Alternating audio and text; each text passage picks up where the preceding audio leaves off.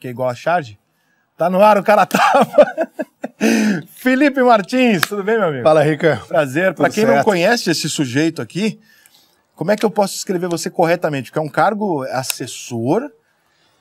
Vamos lá. Os assuntos internacionais do governo Bolsonaro. Isso, a versão simplificada é assessor internacional do presidente da República. Agora, o nome completo é assessor especial de assuntos internacionais, daí vai o nome longo, mas é esse o cargo. Você cuida da porra toda internacionalmente pro presidente. Isso, a gente faz o acompanhamento da agenda internacional do presidente, claro que sempre ali trabalhando junto com o Itamaraty, com os outros órgãos que tem uma interface internacional, mas dentro do Planalto, quem cuida da agenda do presidente sou eu e minha equipe. Você, primeira coisa que eu preciso perguntar, qual é o seu time? Porque eu pergunto isso pra todo mundo. São Paulo, São Paulo. Então, parabéns. Eu sou um São Paulino não praticante, como a maioria dos São Paulinos. Como assim a maioria dos São Paulinos? Os caras não acompanham. Os caras não acompanham, não acompanham. Você hoje. Não acompanha. A maioria dos São Paulinos não pratica. Mesmo você, de vez em quando, não vou acompanhar mais, não vou assistir. É o drama do Bom, conversei com o Felipe. Que é isso? Pelo amor de Deus. Você não assiste o jogo de São Paulo há quanto tempo? Tem muito tempo, cara. Tem muito tempo. O último jogo que eu assisti foi o Mundial de 2005. Final, São Paulo campeão, encerrei. Vou considerar você nem São Paulino, então. Vou considerar você nem torcedor. Você sai da estatística. Você deveria tentar me trazer de volta. Eu vou tentar trazer depois que eu parei de assistir, o São Paulo não ganhou mais nada. Ganhou 3 brasileiros. Não, mas ali... Entendeu? Libertadores, que é o que mexe o coração do tricolor. Não... Ai, trouxemos um São Paulino Nutella aqui.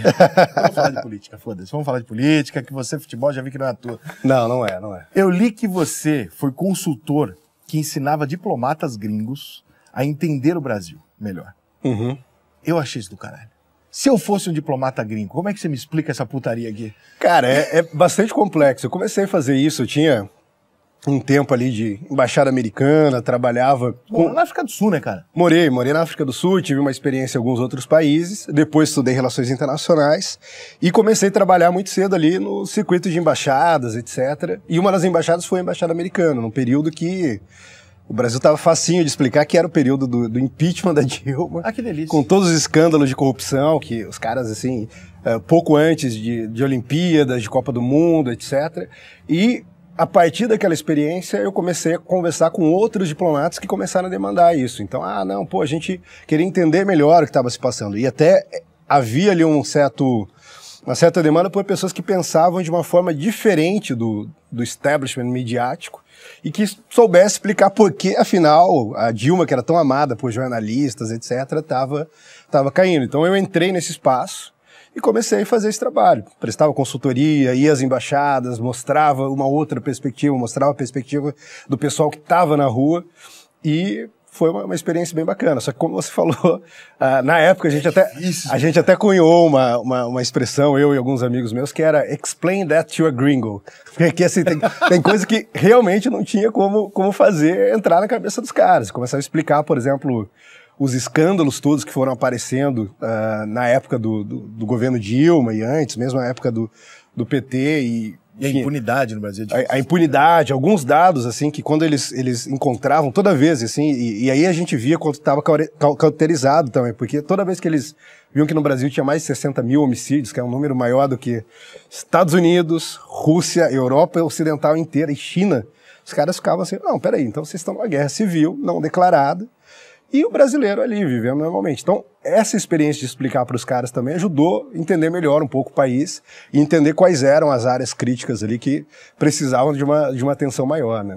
Mas você ficou muito famoso em 2016. 2016. Por quê? Para quem não se lembra. Porque o Felipe acertou. Deve ter sido o cara que melhor acertou, pelo menos no Brasil. Foi no mundo. Eu tive a oportunidade depois de conversar com o Trump sobre isso e ele mesmo me falou. Não conheço ninguém que tenha acertado. Você acertou 48 dos 50 colégios. 48 dos 50, é isso. Você acertou, você leu a eleição dos Estados Unidos melhor do que todo mundo.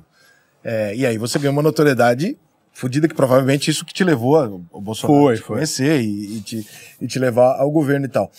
E a primeira pergunta que eu tenho sobre isso é muito fácil para você, não vai te complicar em nada. Em 2018, você se alinhou com o Bolsonaro, você ajudou ele na campanha, então você também é parte dele ter sido eleito. Então você politicamente tem 2 credenciais de sucesso, que é uma leitura mundial muito difícil de fazer, que você acertou, e ajudar a eleger um presidente que era improvável até metade do 2018, era improvável que ele fosse eleito. E aí eu te pergunto, se você responder como político do Bolsonaro, você vai prejudicar a sua imagem como leitor político geral. Se você responder como geral, talvez o Bolsonaro fique puto. Mas enfim, como é que você está vendo as pesquisas hoje? Tá, então, assim, 2016, como você falou, teve essa previsão que me deu uma notoriedade, que foi a vitória do Trump em 2016, realmente apostando contra quase todo mundo, apostando contra a pesquisa, apostando contra os grandes nomes ali da análise política, inclusive nos Estados Unidos. Pouco antes disso tinha tido o Brexit, e eu vinha fazendo ali uma série de análises sobre eleições no mundo todo. Coisas menores, Áustria, Austrália... Quantos anos você tem? Eu tô com 33 anos. É novo, cara. Sim, sim. E na época era mais novo ainda. 2016, parece que foi ontem. Pra mim, assim, é uma memória muito recente, mas já tem aí 6 anos, né? Então, naquela época, como eu comentava muito sobre a eleição, o pessoal falou, por que você não fala também sobre a eleição brasileira?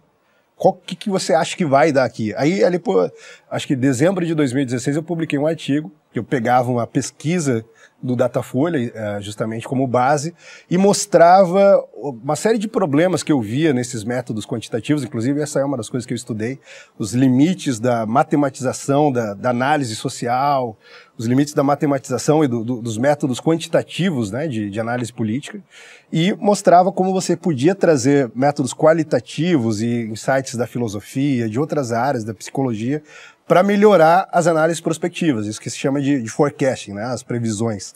Então, ali em 2016, eu usei essa pesquisa do Datafolha como base, e dentre outras coisas eu mostrava o seguinte, falava, olha, você tem aqui um universo de coisas que você não consegue enxergar, que são as premissas e os pressupostos que o pesquisador está utilizando. Normalmente, quando você pensa, um método quantitativo é uma coisa muito objetiva, ela dá um resultado muito claro, mas não era, evidentemente, o caso ali e continua não sendo.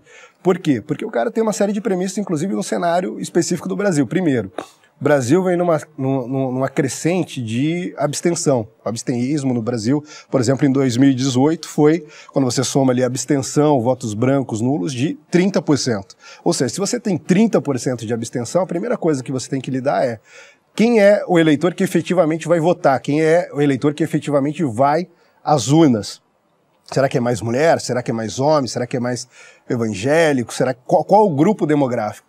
E aí, quando a gente pega uma pesquisa como a do Datafolha, você vê que tem ali uma série de pressupostos, algumas vezes só refletindo a base demográfica do Brasil. Olha, se o Brasil tem tantos % de mulher, é essa mesma porcentagem que vai às urnas, a gente sabe que não é verdade. Se você tem 30% que não participa efetivamente, a primeira coisa, o primeiro problema com o qual você tem que lidar é descobrir quais são aqueles 30% e, portanto, qual é a proporção que você tem ali de cada eleitorado. Então, usando isso como base, uma das coisas que eu falei ali, 2016, dezembro de 2016, depois tive a oportunidade de repetir isso na Infomoney, né, numa entrevista, eu disse, tomando isso como base, mesmo usando um pouco dos dados das pesquisas, mas acrescentando algumas dessas coisas de métodos qualitativos e tudo mais, eu diria que o primeiro colocado deve ser o Bolsonaro, segundo colocado, o candidato do PT, que pode não ser o Lula, mas mesmo que não seja o Lula vai ter uma participação muito forte. O terceiro colocado, ao contrário do que todo mundo acha, que o Alckmin é o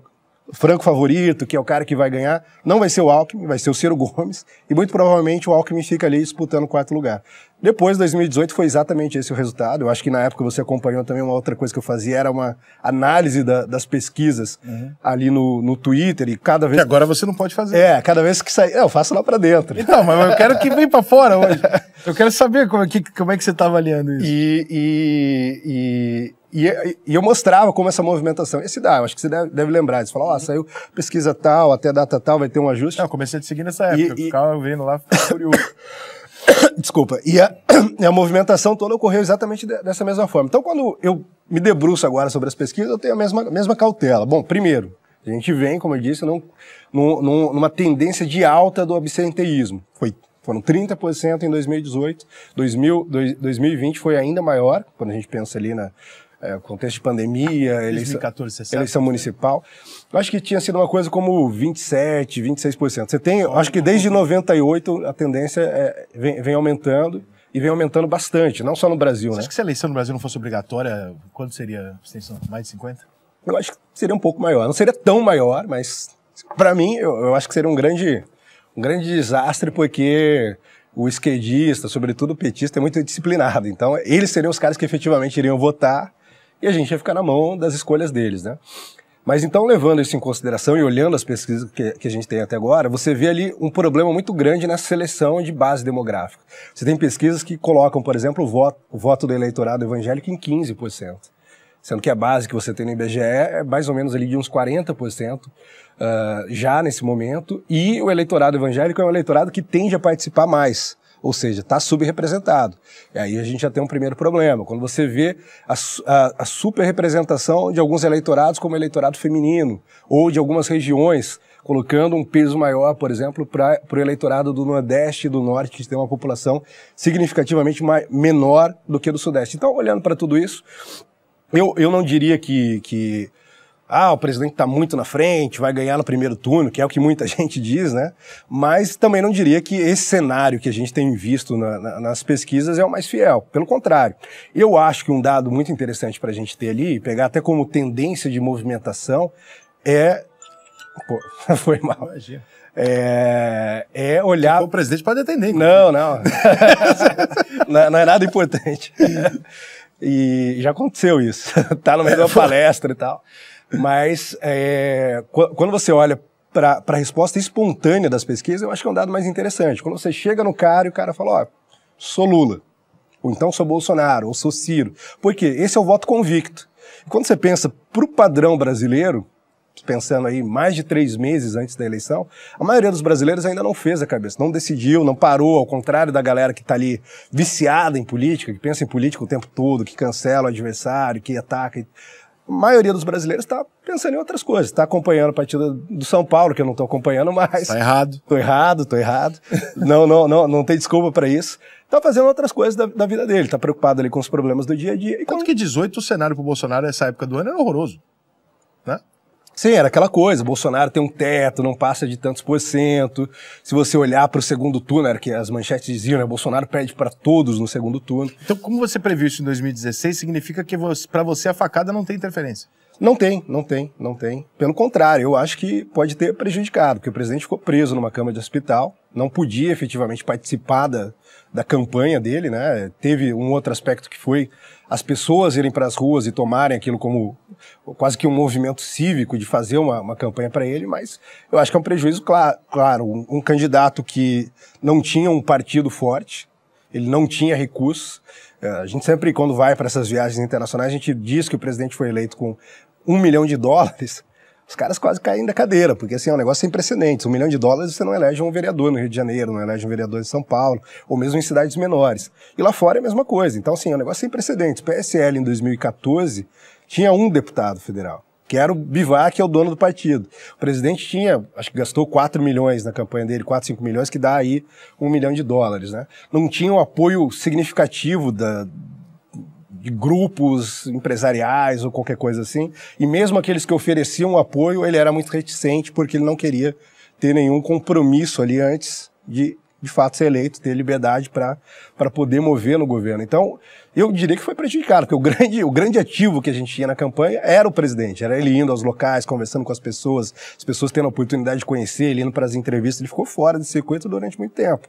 E ali, por um certo período, foi uma campanha que foi feita com base nas redes sociais, Twitter, você colocava lá e a Globo falava as atividades dos candidatos hoje. Aí o Ciro Gomes foi para tal lugar, o Alckmin fez tal coisa, e o Bolsonaro tweetou isso, e começou a comer alimento sólido. Sei lá, era uma coisa assim. Então, tem, claro, um lado de sensibilizar muita gente, mas para mim isso nunca foi um fator. Eu até brinco às vezes, né, que eu ficava me irritava. Pô, antes da facada eu já tava falando, agora tá fácil, todo mundo quer dizer, não, foi isso, foi aquilo. Não, já tinha uma série de fatores ali que...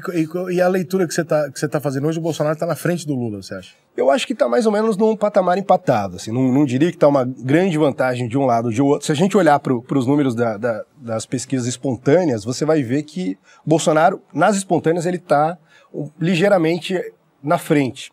Isso mostra um pouco um questionamento que os apoiadores do presidente fazem. Cadê os apoiadores do Lula, tal?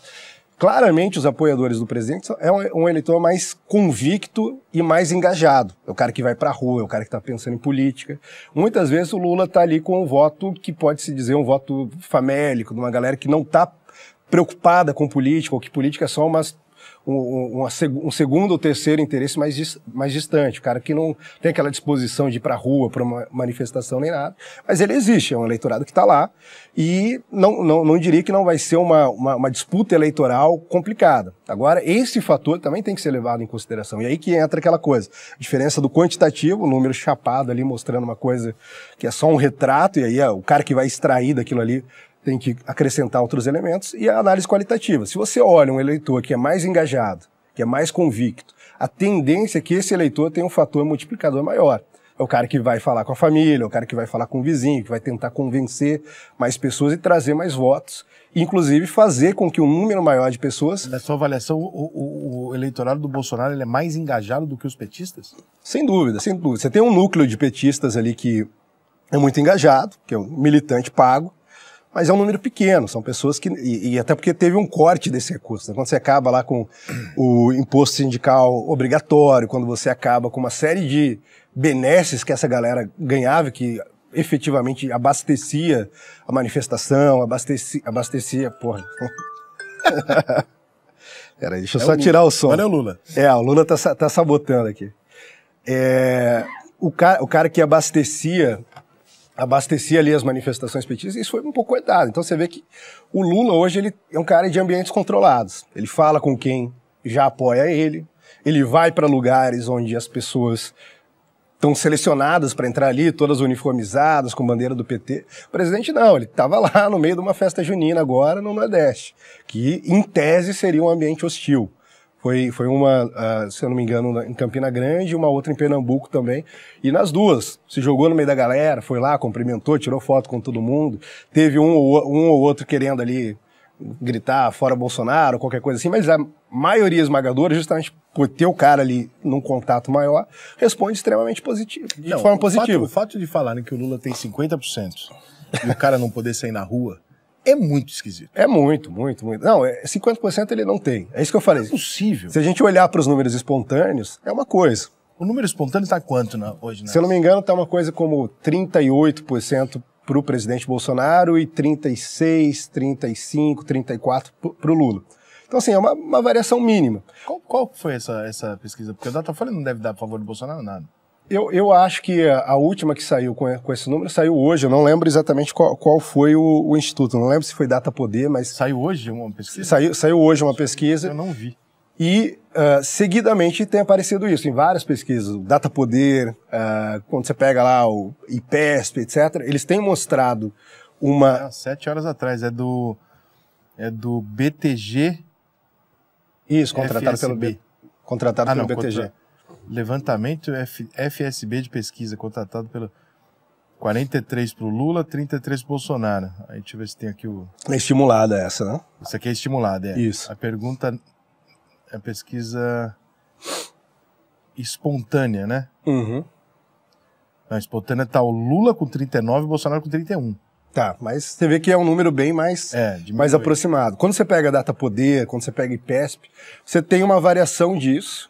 E aí, para mim, é um cenário que parece plausível, entendeu? Essa diferença... No 52 a 37. Essa diferença, porque você pega e tem uma margem de erro deve ser 3% nesse caso. 3% para mais. No limite, você pode ter uma diferença de 6. Então, cair de 39 para 33, o Bolsonaro pode subir, então... Fica ali mais ou menos empatado. Isso é bastante plausível, na minha opinião. Que esteja mais ou menos embolado. Você tem uma base de pessoas. Ninguém ganha no primeiro turno, certo?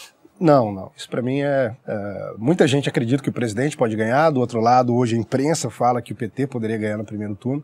Eu não acredito nisso. Acredito que ainda existe um pessoal ali que vai falar, não, vou deixar para mostrar pelo menos que a decisão tem que ocorrer no segundo turno. Mas a pesquisa que vocês têm, além da sua interpretação. Eu sei que o governo, obviamente, tem as pesquisas. Você sabe que é um crime eleitoral falar sobre pesquisas internas, né? Mas, obviamente, vocês têm. Sim, temos. Eu sei que você não vai me dar o resultado, que você não pode me dar, mas você pode me dizer se ela é muito discrepante da pesquisa. Não, é muito discrepante. É mais próximo ali, como eu falei, de alguns outros institutos. Por exemplo, Paraná Pesquisa está mais próximo do que a gente tem obtido de número lá do que Datafolha. Datafolha é mais discrepante de todas. O IPESP, que é o antigo Ibope, por exemplo, que costumavam ser os dois grandes, também está muito diferente do Datafolha.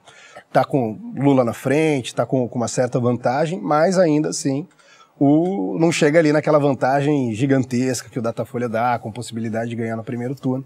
E aí, descontando sempre essa coisa da abstenção. Quando você olha para a pesquisa do Datafolha e para os caras que conduzem, os coordenadores ali da pesquisa, parece que isso está fora do horizonte. Pô, você teve 30% de absenteísmo em 2018 e os caras parecem simplesmente não estar pensando nisso, está trabalhando ali com a demografia padrão do eleitorado brasileiro se todo mundo estivesse indo para a urna. E não é o caso, então... Me disseram recentemente, eu estava com um amigo que trabalhou e trabalha com pesquisa, e ele falou para mim o seguinte, ele falou, cara, hoje em dia não dá mais para você fazer uma pesquisa eleitoral correta. Eu falei, por quê? Ele falou, você consegue fazer uma pesquisa de uma série de coisas nacionalmente com uma amostragem de 2.000 padrão, como sempre foi feito. Uhum. Ele falou, por que hoje não dá? Porque a pesquisa eleitoral é uma pesquisa quase de comportamento, né? Uma pesquisa que não tem... Sim. Cada um tem o seu... Independe do que você pode ser Bolsonaro, pode ser Lula, em qualquer circunstância, em qualquer lugar. Por quê? Porque antigamente era assim, eu pegava o pessoal ali da Barra da Tijuca, perguntava para 100 pessoas da Barra da Tijuca. Sim. Eu pegava essa amostragem e essa amostragem me dizia que aquele número de habitantes da Barra da Tijuca representava aquilo. Uhum. Só que, na época que isso era feito, e é feito até hoje por esses institutos, isso é feito partindo do princípio que você está na década de 70, 80, 90, que nesse período você era reflexo das pessoas que você andava. A sua influência era das pessoas à sua volta, e as pessoas à sua volta moravam perto de você. Uhum. Hoje, a sua bolha de ideal político é completamente online. E, portanto, você não tem a menor possibilidade de conseguir identificar que naquele lugar, por causa de uma amostragem, tem isso. Você pode entrevistar as pessoas, viés para lá e para cá, só que a grande núcleo político de pensamento do cara está online e não está mais no bairro. Sim, sim. E aí você não consegue mais ter essa dimensão. E muitas vezes, inclusive, dependendo do ambiente, o cara pode, inclusive, omitir qual é o voto real dele. Nos Estados Unidos, por exemplo, com o Trump, a gente teve o que eles chamaram de shy vote effect, que era o efeito do voto envergonhado. Era um voto que não era exposto publicamente, porque, claro, tinha um custo social criado pela classe artística, pela imprensa, que discriminava os eleitores do Trump, falava, não, quem vota nesse cara é isso, é aquilo. E aqui pode ocorrer parecido, para os dois lados, na verdade. Eu acredito que ocorre mais para o lado do presidente, porque você tem uma pressão maior, gigantesca. Então, isso pode ocorrer. Sei lá, se você está na Barra da Tijuca, e a Barra da Tijuca é um reduto bolsonarista, o cara pode, na internet eu revelo quem eu sou, etc.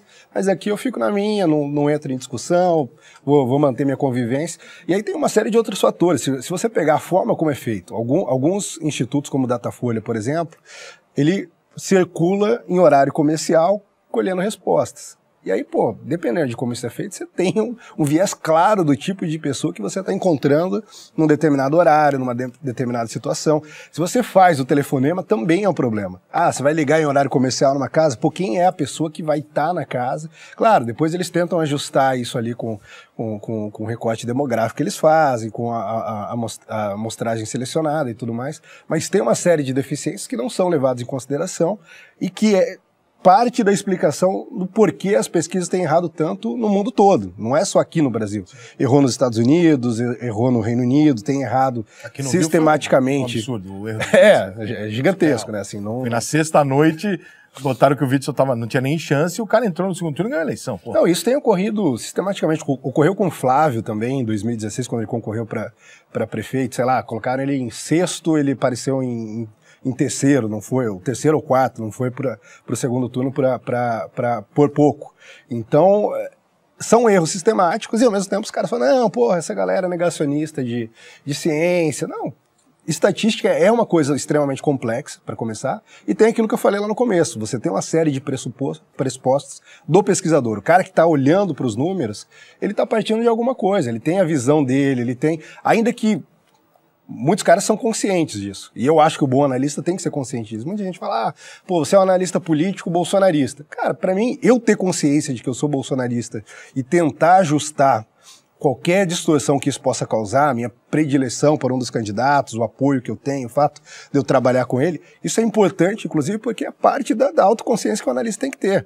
Quando você pega lá atrás, os caras, quando você pega Platão, Aristóteles, etc., eles falavam da importância da autoconsciência. É a primeira coisa, você conhecer a si mesmo.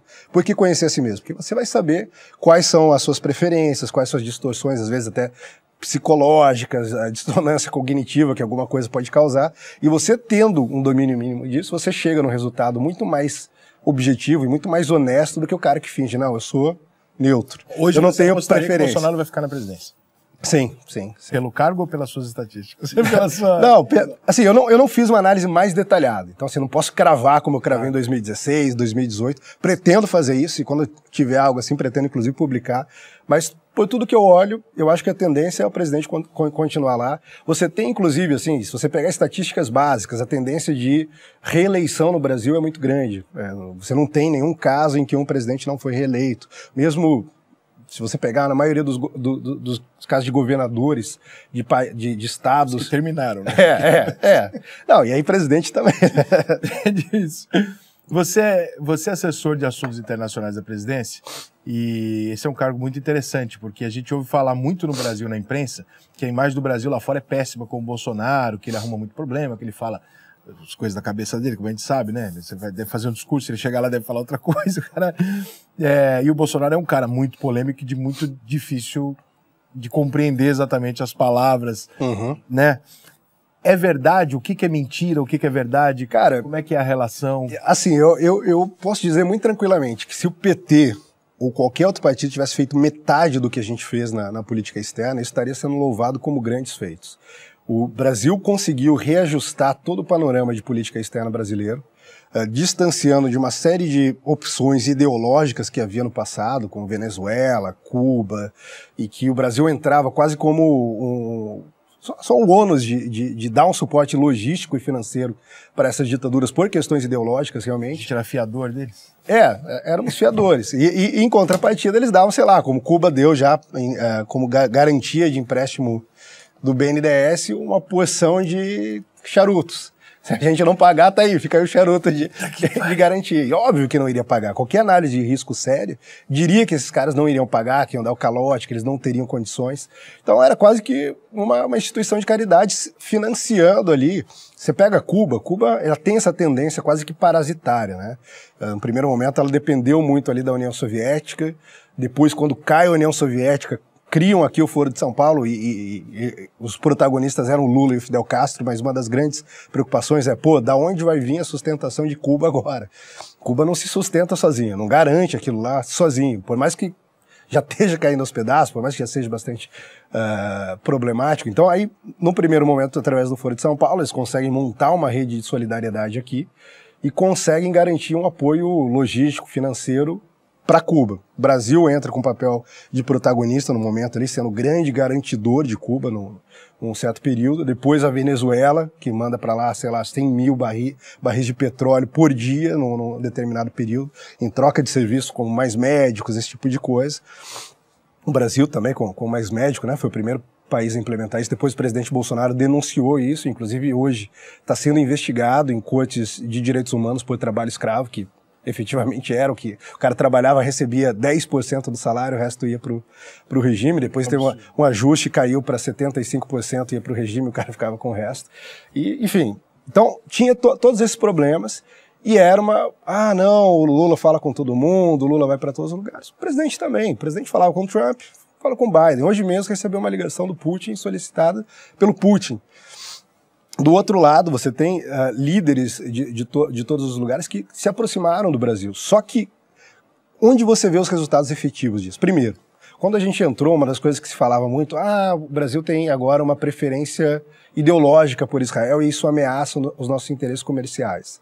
E na época eu até escrevi um artigo sobre isso e falava, olha, as pessoas que estão dizendo isso têm uma leitura equivocada do que é o Oriente Médio hoje em dia. Estão vendo o Oriente Médio com lentes antigas. Acredito que o grande vetor do relacionamento do Oriente Médio é a relação entre Israel e Palestina, e não é mais. Você tem ali uma disputa pela hegemonia regional entre Irã e Arábia Saudita, alguns outros fatores que são levados em consideração, e se a gente souber operar nisso, a gente vai só tirar vantagens para o Brasil. Não só não vamos perder o comércio que nós temos, como vamos elevar. E hoje a gente conseguiu fazer isso. Por exemplo, os países árabes, sobretudo do Golfo, já são nosso terceiro parceiro comercial, na frente da Argentina, que era nosso parceiro comercial tradicional. Você tem lá China, Estados Unidos, e na sequência vem os países árabes. E junto com os países árabes vem monte de investimento, porque você tem os caras com fundo soberano, com fundo de investimento, alguns caras que têm uns grandes times de futebol e que começaram a investir efetivamente no Brasil. Então você pega, por exemplo, Emirados Árabes Unidos, os caras começaram a colocar muito dinheiro aqui em infraestrutura crítica, em óleo e gás, em setores que antes a gente tinha praticamente uma única fonte de investimento, que era a China, e aí criava uma dependência que, independentemente de qual fosse o país, fosse China, fosse Estados Unidos, não é bom para país nenhum. Você nunca pode ficar na mão de um único investidor, de um único parceiro. E a gente começou a mudar isso. Mudamos isso com os países árabes. Mudamos isso com a nossa sinalização clara de que estávamos dispostos a abrir comercialmente o Brasil, que era um tabu aqui. Então a gente fechou o acordo com a EFTA, a gente fechou um acordo com a União Europeia, evidentemente ainda precisa ser sancionado. Nós temos alguns problemas, por exemplo, no discurso, na narrativa que se cria na área ambiental, mas além disso, a gente foi eleito para o Conselho de Segurança da ONU, na época do PT, quando isso acontecia, era, olha como o Brasil está prestigiado. Nós elegemos o diretor-geral da Unesco, que também é uma eleição internacional bastante disputada. Nós colocamos um juiz na Corte Interamericana, e tudo isso com apoio quase que unânime. No caso do Conselho de Segurança, foram 194 países votando pro Brasil. Alguns se abstiveram, Cuba, Venezuela, mas nem tiveram a coragem de votar contra. Por exemplo, você é responsável por organizar e por dar palpite também. Uhum. Você é o cara que, quando o Bolsonaro vai encontrar com o Putin, às vésperas de uma guerra, você é o cara que fala assim, presidente, agora não, ou você é simplesmente o cara que fala, não, eu sei que o senhor vai e eu vou só fazer o que...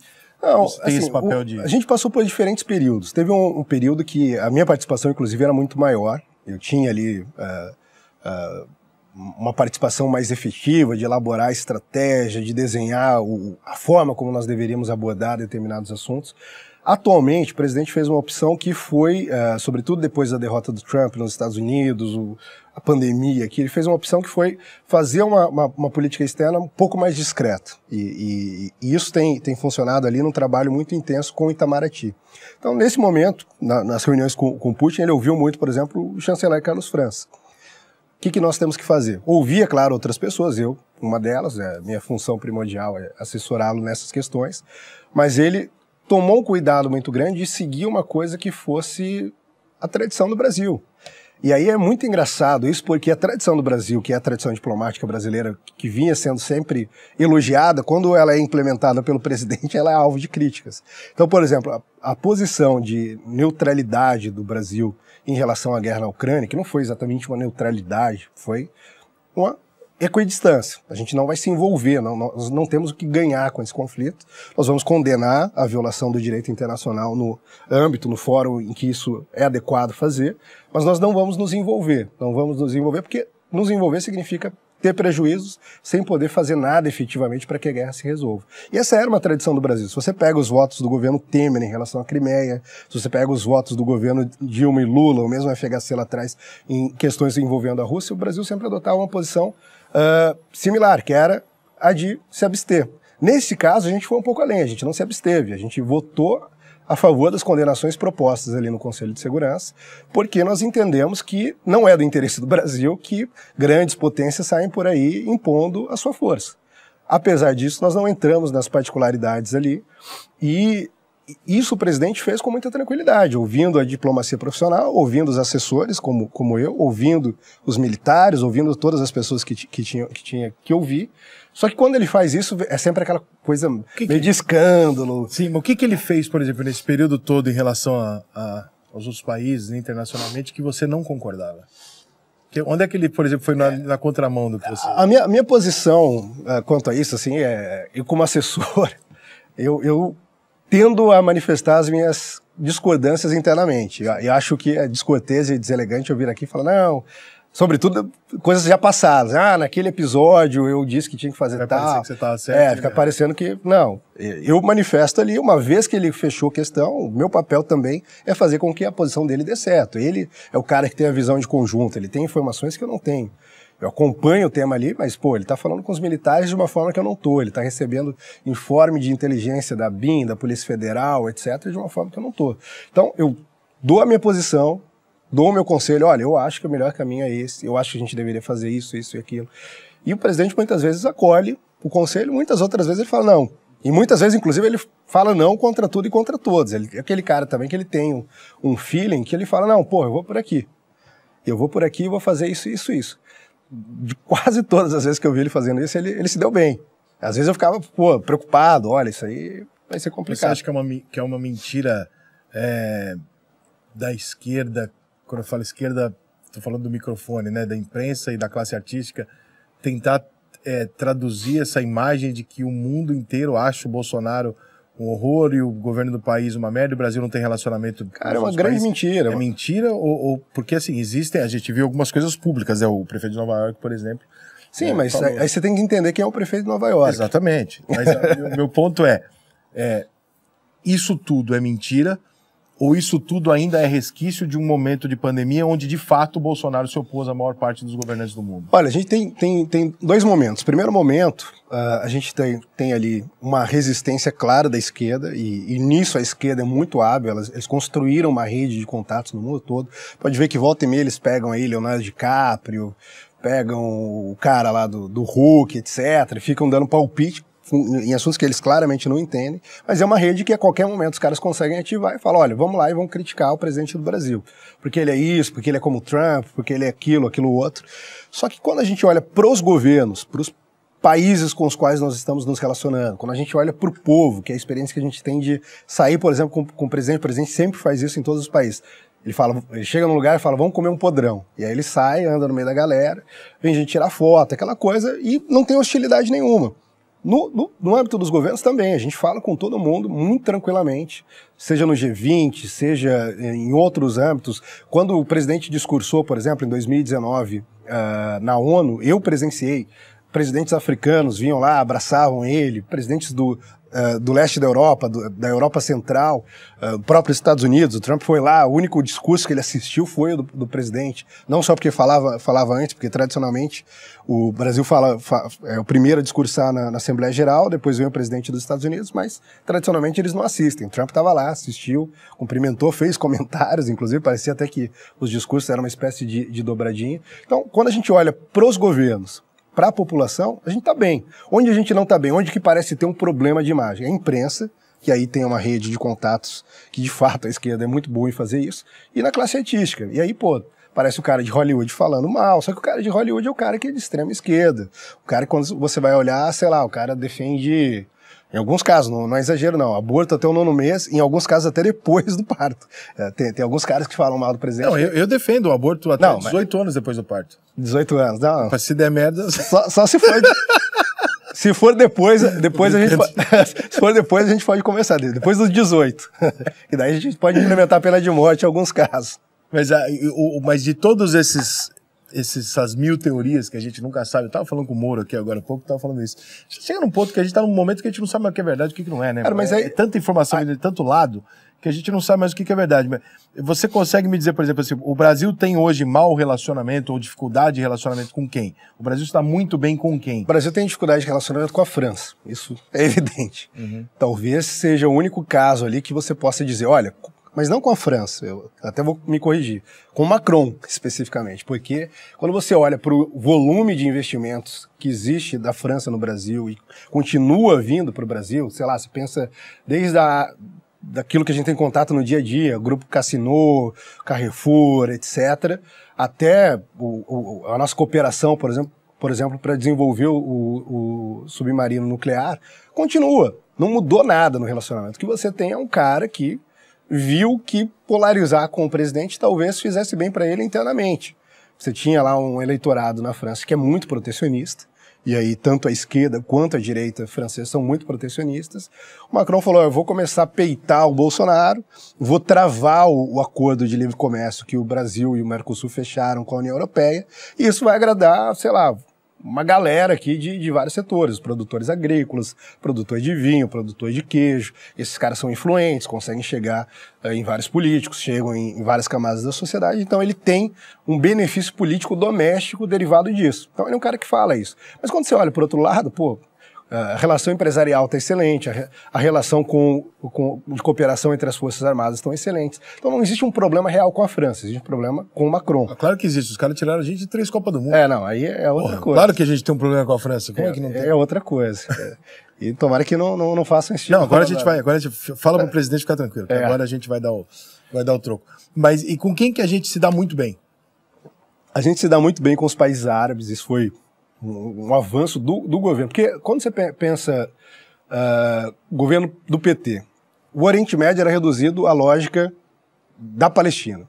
Eles tinham até uma tara, a gente vai conseguir resolver aquilo lá, tal. Evidentemente não conseguiu. Era um motivo de piada para muita gente com as propostas que eles criavam, assim como foram motivo de piada quando eles levaram lá uma proposta para resolver um impasse nuclear no Irã, mas se resumia aquilo. A gente a gente foi se relacionar com os Emirados Árabes Unidos, que é um país que hoje tem tecnologia de ponta, que tem muito dinheiro para investir em áreas que são de interesse e são extremamente estratégicas para o Brasil, que oferece, inclusive, o país e a capacidade que eles têm de ser um hub para toda a Ásia, que é um mercado que a gente está tentando expandir. A gente tem expandido no Sudeste Asiático, etc. Então a gente tem um relacionamento excelente com os países árabes, a gente tem um relacionamento excelente com a Índia, por exemplo, que hoje talvez é a maior democracia do mundo, e é um país aí que oferece talvez uma alternativa para muitos das grandes potências, que é pouco percebida. Então, de um lado, é uma alternativa aos Estados Unidos, de um lado, é uma alternativa à China, um país muito populoso, que vem crescendo em taxas impressionantes, que tem desenvolvido muita tecnologia. Não à toa, hoje, você olha o CEO da Microsoft é indiano, se você olha o CEO do Google é indiano. Os caras são muito bons nisso e são pessoas que tiveram desafios comuns. O desafio da educação, por exemplo, na Índia é muito parecido com o desafio que a gente tem aqui. Então, a gente tem muito a aprender com eles e tem muito também a ensinar. A gente está levando agora para a Índia, por exemplo, a nossa tecnologia de etanol, biocombustível, sustentável, etc., mais barato. E quando a gente concluir esse processo de levar para a Índia, como os Estados Unidos já usam, o Brasil já usa, se a Índia também adotar, a gente pode passar por um processo de comoditização do etanol e começar a exportar isso numa escala muito maior para o mundo todo e com uma grande vantagem econômica para o Brasil. A cooperação comercial e econômica entre a Índia se intensificou muito, uma demanda que, sei lá, o Brasil tinha desde a década de 60, 70, era abrir o mercado indiano para os nossos produtos agrícolas. A gente está fazendo isso agora e, assim, vai ser uma revolução, porque os caras têm mais de 1 bilhão de habitantes. A gente tem potencial para alimentar essa galera toda. Naturalmente que os países mais socialistas, comunistas e tal, não tem a menor relação. Alguns têm, depende muito do contexto. Por exemplo, mesmo com o Evo Morales aqui na Bolívia, a gente conseguiu manter algum nível de contato, com o Mujica no Uruguai no começo, mas a maior dificuldade efetivamente é na América do Sul. O presidente esteve com o Biden lá agora, eu acho que a conversa com ele foi excelente. O Biden abriu falando, olha, nós reconhecemos o sacrifício que vocês têm feito para proteger a Amazônia, nós sabemos que vocês já fizeram muito, mas achamos que vocês podem fazer mais, partindo de uma ajuda que seja oferecida por países que se beneficiam dessa preservação e que seja administrada soberanamente pelo Brasil. Isso foi dito pelo Biden para a imprensa, foi na parte aberta.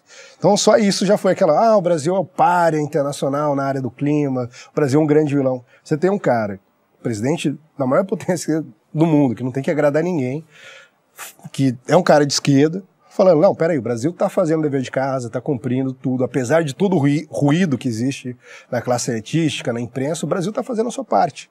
E não só isso, ele reconheceu o papel que o Brasil tem na garantia de segurança alimentar no mundo todo. O Brasil saiu de um país que importava alimentos na década de 70 e hoje exporta para 1 bilhão e 100 mil pessoas ao redor do mundo. Foi o país que alimentou o mundo durante a pandemia, por exemplo.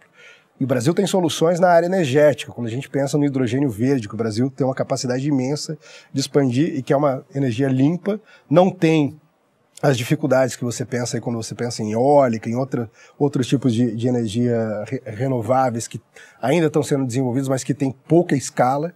O Brasil tem as hidrelétricas, tem a matriz energética mais limpa do G20, tem capacidade de exportar energia também. Então, o Brasil tem sido percebido muito claramente como um país que traz soluções mais do que problemas. E às vezes isso na política externa pode ser até um problema. Você pode ver que Washington, os países que mais recebem atenção são o Irã, Venezuela, Cuba. São os caras que causam problema e muitas vezes eles não têm tanto tempo e energia para para os países que estão trazendo soluções, mas isso está mudando, e está mudando porque é um momento de transição que eu acho que a gente leu muito corretamente, antes mesmo da pandemia, os movimentos que a gente fez de aproximação, de sinalização de possibilidade de abertura comercial, o Brasil se posicionou de uma forma ímpar para se beneficiar num processo que está ocorrendo agora, que é da reconstrução de todas as cadeias de produção. Mas na pandemia, por exemplo, você deve ter tido muito problema como assessor do Bolsonaro internacionalmente, porque o Bolsonaro ele foi na contramão de muito...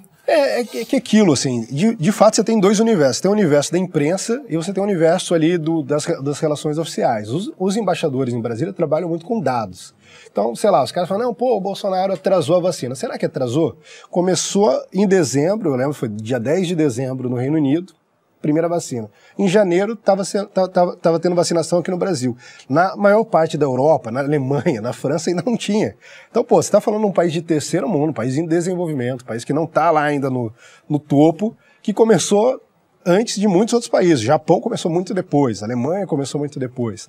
Aí, quando você olhar o cronograma de vacinação aqui no Brasil, você vê que, pô, minha mãe, se ela está aqui e não está em Portugal, ela vai ser vacinada antes. Uma população muito maior, com desafio logístico muito maior, com regiões muito diferentes. Agora as pessoas pegavam, evidentemente, falas do presidente que eram muito mais voltadas à manutenção da liberdade, aí, até liberdades que são garantidas pela Constituição, liberdades da pessoa escolher se ela vai ou não, sobretudo pode se tratar de algo experimental. A própria Pfizer, por exemplo, eu fui... acabei parando, não fui convocado, mas não me levaram efetivamente na CPI da Covid, porque eu participei de negociações, de conversas com a Pfizer. E o motivo pelo qual eu participei é porque uma das coisas que eles falavam lá é que o contrato deveria ser submetido a uma corte de arbitragem internacional. Ou seja, não seria... Pfizer falava isso ou o governo brasileiro? Não, o contrato da Pfizer pedia isso. Uma das nossas condições é que qualquer disputa que se tenha em torno do contrato entre a Pfizer e o governo brasileiro ocorre em Nova York, ou seja, com as leis de Nova York, numa corte de arbitragem. Então isso era algo a ser negociado. Será que a gente vai ceder a nossa soberania e aceitar que qualquer disputa que a gente tenha acerca desse contrato ocorra num território que é desconhecido por nós? A gente vai ter que contratar uma banca internacional, etc. Havia possibilidade, talvez, de fazer isso. A gente faz isso com a aviação civil, a Embraer usa muito esse tipo de arbitragem. Mas era uma coisa a ser analisada. E afinal das contas, o que tem de tão obscuro nessa... Obscuro não, mas o que é omitido nessa relação com a Pfizer que fez o Brasil, em tese, pelo menos segundo o discurso de oposição, não ter aproveitado a oportunidade de ser o primeiro país a... Cara, aí são várias questões. Primeiro, quando você pega... Mas essa oportunidade houve, é real. Em partes, porque assim, a gente nunca teve garantia de que a gente receberia antes de ninguém, o volume que a gente receberia, mas aí você tem que entender uma coisa, você tem ali diferentes atores, cada um cumprindo a sua função. Você já deve ter recebido e-mail, carta comercial. O cara que está vendendo, ele está cumprindo o papel dele de tentar vender. Então ele vai em todo mundo. O cara disparou e-mail no Ministério da Saúde, disparou e-mail no Ministério da Comunicação, porque sabia que às vezes a comunicação era mais sensível à pressão da imprensa, e começa a falar, nós temos aqui isso, temos uma oferta especial para você. É papo de vendedor. Do lado da saúde, o que o pessoal está falando? Porra, a gente tem que olhar se isso aqui é uma coisa segura. É a primeira, a gente não sabe. E eu lembro do presidente falando que ele falou, a gente não vai fazer como a Dilma fez em Pasadena, que, vamos, compra lá a refinaria, a gente não vê nada, não sabe o valor, tal, não sei se foi por sacanagem ou porque realmente foi descuido. Ele falou, a gente não vai fazer isso, a gente vai ter um cuidado, inclusive porque a gente está lidando com vidas, e os brasileiros não podem ser cobaias para depois, deu errado aqui, então vamos desenvolver outro. Ele pediu muito cuidado, mas quando o Pazuello, por exemplo, foi para a CPI, ele mostrou lá o log da entrada dos caras da Pfizer. Um mês antes deles mandarem qualquer tipo de e-mail, eles já estavam em conversas constantes, em negociações constantes com o Ministério da Saúde, mas eram conversas criteriosas. Nós queremos entender quando vocês vão ter, quantas doses vocês vão ter, se vocês têm a escala necessária para a gente atender a nossa população, porque também não adianta você vai lá, vacina 1 milhão de pessoas e depois interrompe o processo. Você vai lá e vacina o cara, mas eu não estou te garantindo a segurança. Porque essa era uma outra coisa, não havia garantia no contrato, inclusive eles sugeriam que o Brasil criasse um novo fundo, para indenizações possíveis no futuro. Sei lá, eles não tiveram tempo de estudar o impacto que aquilo ali poderia ter na época, né? Na malformação de fetos. Então, havia todo um universo desconhecido. Pensa que a gente tá falando ali, era menos de um ano de pandemia. Então, de fato, os caras não tiveram... Os caras não querem fazer. A oportunidade... Os caras não querem dar a garantia de que o negócio está 100%, porque pode eventualmente acontecer. Claro. Aí vai o presidente da televisão e fala, vai Brasil de Jacaré, pô. Deve ser difícil também, né? Mas aí é ele comunicando com as massas. Eu não falo, você poderia falar porque você é comunicador. Eu não falo porque eu acho que, como político, ele é um comunicador muito efetivo e ele consegue explicar. Pô, tem lá uma cláusula que diz que pode acontecer isso, isso, isso. Ele fala aquilo ali, não é exatamente aquilo, e acho que quem olha para aquilo ali, honestamente, ninguém tá pensando que ele tá falando literalmente se transformar no jacaré. Olha que capaz que no Brasil tem uma galera aí. Eu não acredito não, mas pode ser um ou outro maluco. Olha que eu não sei não, cara. Mas ele tá comunicando que pode ter um impacto genético, enfim, que eram possibilidades que estavam postas na época. Eu não vou, inclusive, esticar muito isso aqui, porque eu não sei a consequência que a rede pode ter para você no seu canal, da gente tá falando disso. Mas tinham esses problemas todos, os problemas precisavam ser enfrentados. Um dos cuidados que o presidente teve, isso foi um cuidado que foi pouco noticiado, mas quando nós fizemos uma viagem para Israel em fevereiro de 2021, uma das coisas que a gente buscou em Israel, que foi o primeiro país, a gente falou, olha, a gente está querendo abrir também, e é uma tecnologia nova, não só é uma vacina nova, é uma tecnologia nova, então uma coisa que a gente gostaria que vocês compartilhassem conosco os dados que vocês têm até agora da experiência de vacinação. Israel garantiu isso, a gente conseguiu. No momento que Israel garantiu isso, o presidente assinou. Então, beleza, vamos comprar, a gente tem dados, os caras vão estar munidos, vão saber o que estão usando na população, e ainda assim, sempre foi uma posição dele. A gente vai deixar claro, se houver riscos, a gente vai deixar claro que é uma opção, não vou aceitar que seja obrigatório. E esse discurso incomodava porque era um discurso que dissoava um pouco do que estava todo mundo falando.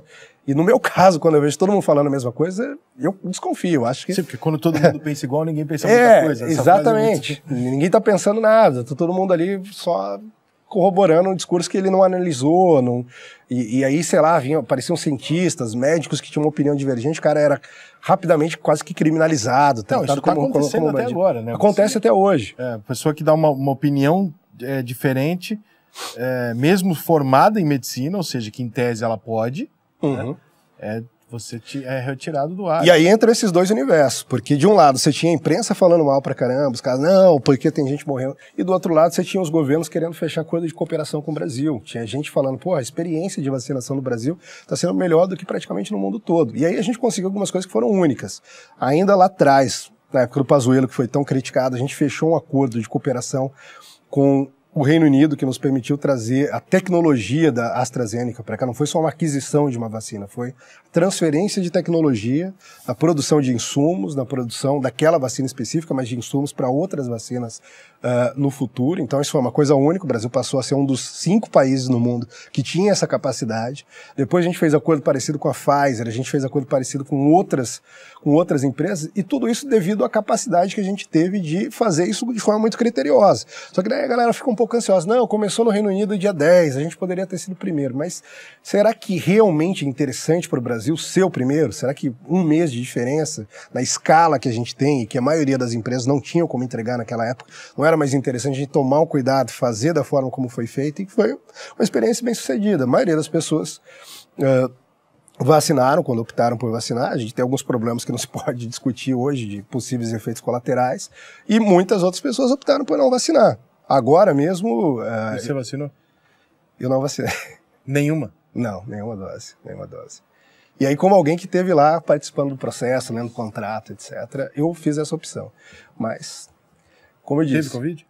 Tive, fui o 30º caso do Brasil. Caralho. Foi o 30º caso. Aquela delegação que foi para os Estados Unidos, voltou, que a galera achou que tinha contaminado o Trump e tudo mais. Foi totalmente assintomático. Depois disso, eu tive contato várias vezes com pessoas que tiveram Covid, inclusive na virada do ano. Todo mundo na minha família pegou, inclusive... Todo mundo na sua não, todo mundo no Brasil. Inclusive... eu peguei de novo. Inclusive os vacinados, e eu não peguei. Fiquei lá, fiz os testes. Esse é um equívoco muito engraçado, cara. O vacinado, ele pega. Sim. Ninguém disse que não. Mas na época se dizia que não. Bem no comecinho se falava, não vai pegar. Não, mas aí aí depois deixava grave. Depois tinha aquela coisa, o Dória divulgou muito isso, que hoje poderia ser considerado uma fake news no léxico atual. Falava 100% de proteção contra a morte. Primeiro é um negócio meio esdrúxulo, lá em 100% de proteção contra a morte. E aí depois as pessoas começaram a se vacinar, algumas faleceram de Covid e tal, então se mostrou que aquele discurso era um pouco também muito midiático, muito marqueteiro, então tem problemas. Mas enfim, eu nunca fui um cara chato da vacina, de tem que vacinar, não tem que vacinar, pô, quer vacinar, beleza, se sente mais seguro assim, cada um sabe das suas necessidades. Você é o estrategista do gabinete do ódio, é isso? Primeira coisa, não existe gabinete do ódio.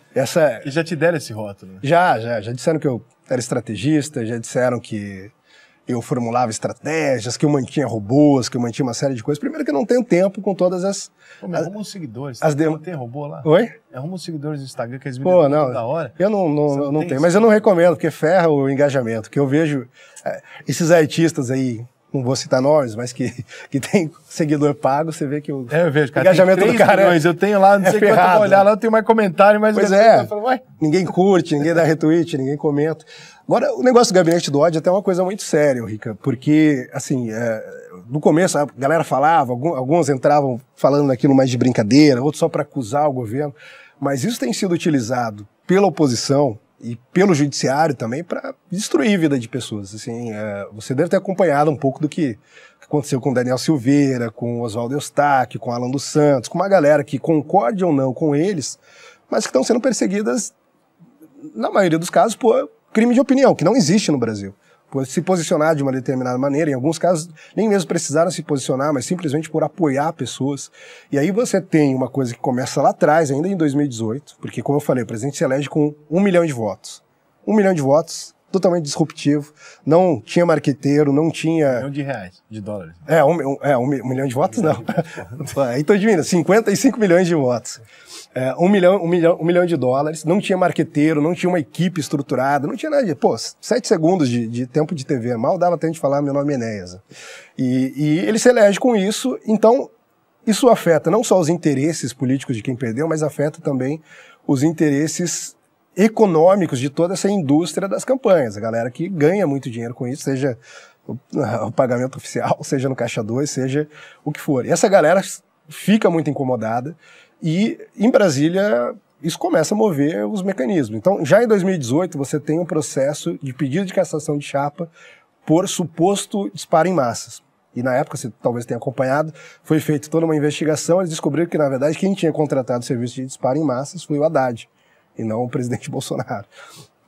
Levaram isso um pouco adiante, de volta e meia, depois de concluídas já as investigações, eles mantinham lá, não concluíam o processo, de vez em quando usavam aquilo para achacar o presidente. Olha, se fizer tal coisa, a gente vai caçar a chapa aqui, a gente tem um processo. Mas quem forma o tal do gabinete do ódio que eles criaram? Cara, não tem, assim, se você pegar as primeiras listas, eles incluíam Danilo Gentili, incluíam Lobão. Você não entrou por pouco, porque a galera não tinha te mapeado ali.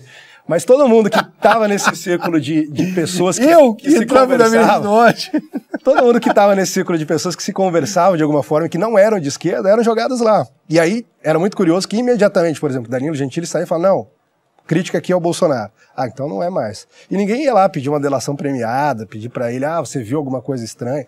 E essa é uma coisa que é irrefutável. A gente teve vários inquéritos, a gente teve Polícia Federal, a gente teve Ministério Público, a gente teve o STF mobilizando todo o poder e eles não encontraram absolutamente nada. Nunca teve uma única evidência. Nunca teve assim um recibo falando, esse cara aqui contratou um cara para tuitar defendendo ele. Ou esse cara aqui contratou X robôs. Ou esse cara aqui criou...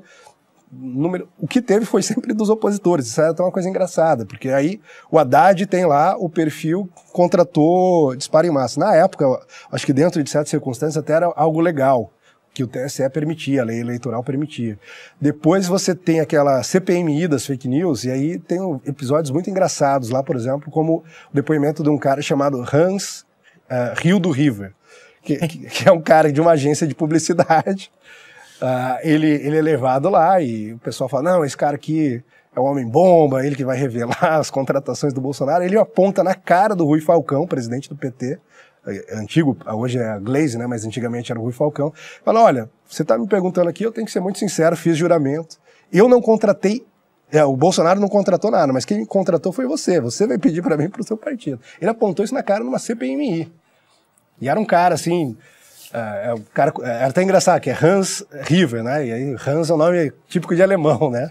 Mas era um cara com Black Power e tal, e todo cheio de ginga, assim, tirava onda com os caras, fazia piada e tal. Aquilo ali, junto com o depoimento do Alan dos Santos, praticamente enterraram a CPMI das fake news. Os caras fingiram que aquilo não existia mais, porque cada depoimento eles passavam vergonha. Passavam vergonha primeiro, porque não entendiam como funcionava a internet, não entendiam como se dava a comunicação, não entendiam o básico. O relator não entendia, a relatora não entendia, o presidente não entendia. E aí, de novo, ia Joyce lá. Vazou o que a galera chamou na época, brincando, né, de gabinete da Peppa, né? Vazou áudios dela pedindo para os assessores, cria aí um CPF num gerador, aí cria várias contas, aí faz um meme que é assim, Bia Kisses a sórdida. Eram áudios dela, uma coisa assim, extremamente infantil, mas mostrou de novo.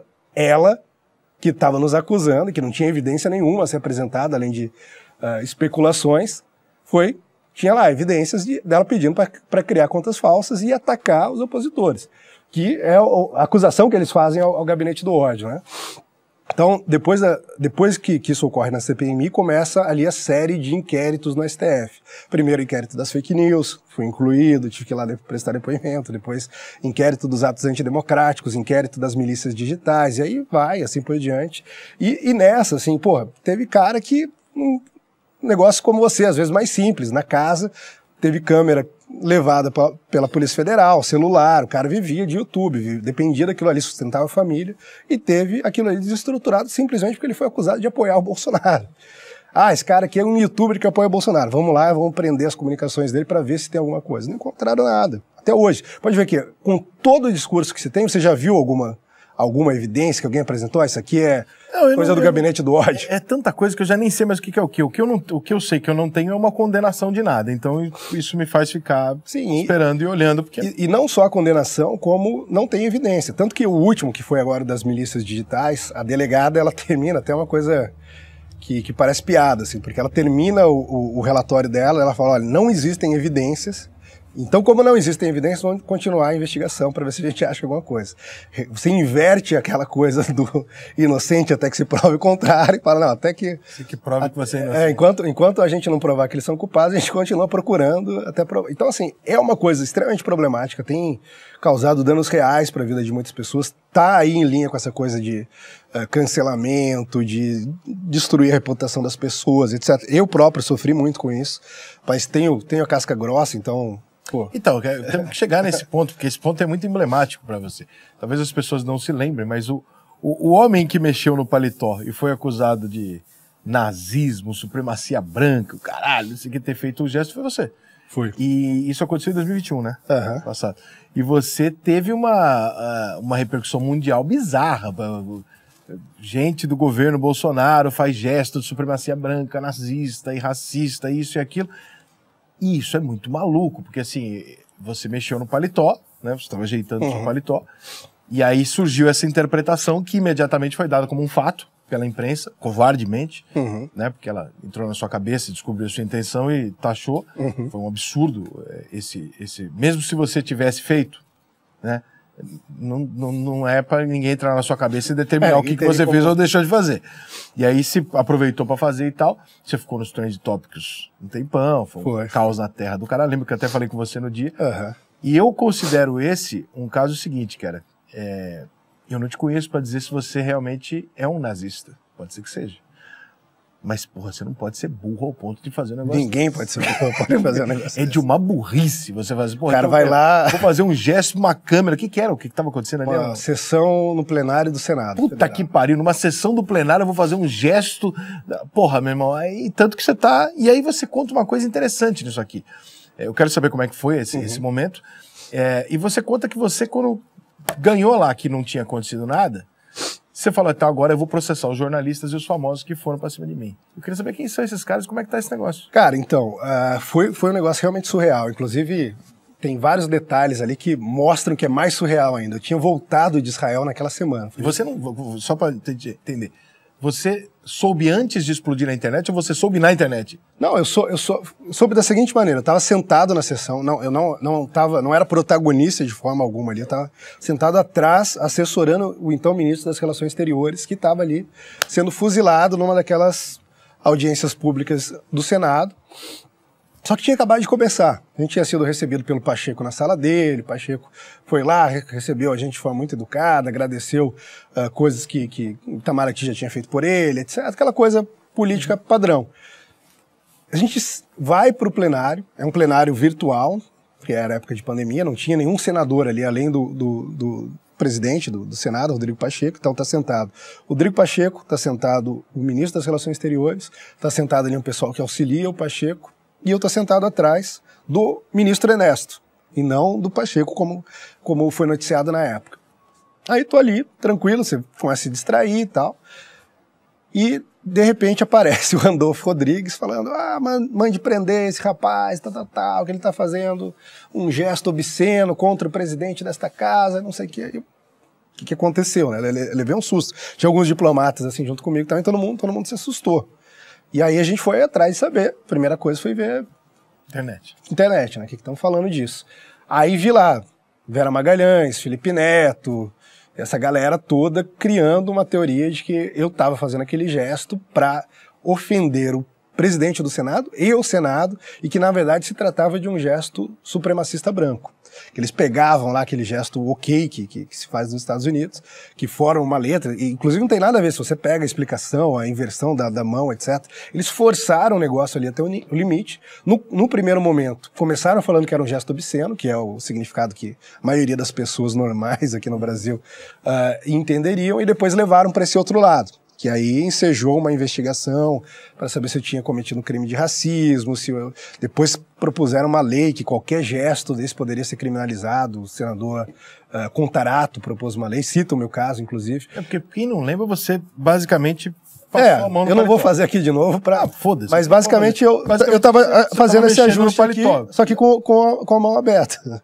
E aí, absolutamente... que é normal, se você pegar, tanto que o pessoal fez isso na internet. Você pega qualquer pessoa, em algum momento, vai estar fazendo isso, seja na fala, seja no paletó, e você consegue o enquadramento daquilo sobre qualquer pessoa. Aí você pensa que você poder passar uma lei ou criar um ambiente em que isso possa ser condenado, isso me remete a uma prática muito comum nas ditaduras, que é o Selective Enforcement. Você tem, é o nome técnico que se dá isso, você tem leis para praticamente tudo, ou leis nas quais qualquer pessoa podem ser enquadradas, e aí você vai enquadrando apenas os seus inimigos políticos. Quero pegar o Rica, então, vamos lá, ver onde ele encaixa aqui. Isso é muito utilizado em estados totalitários, isso tá na literatura de ciência política.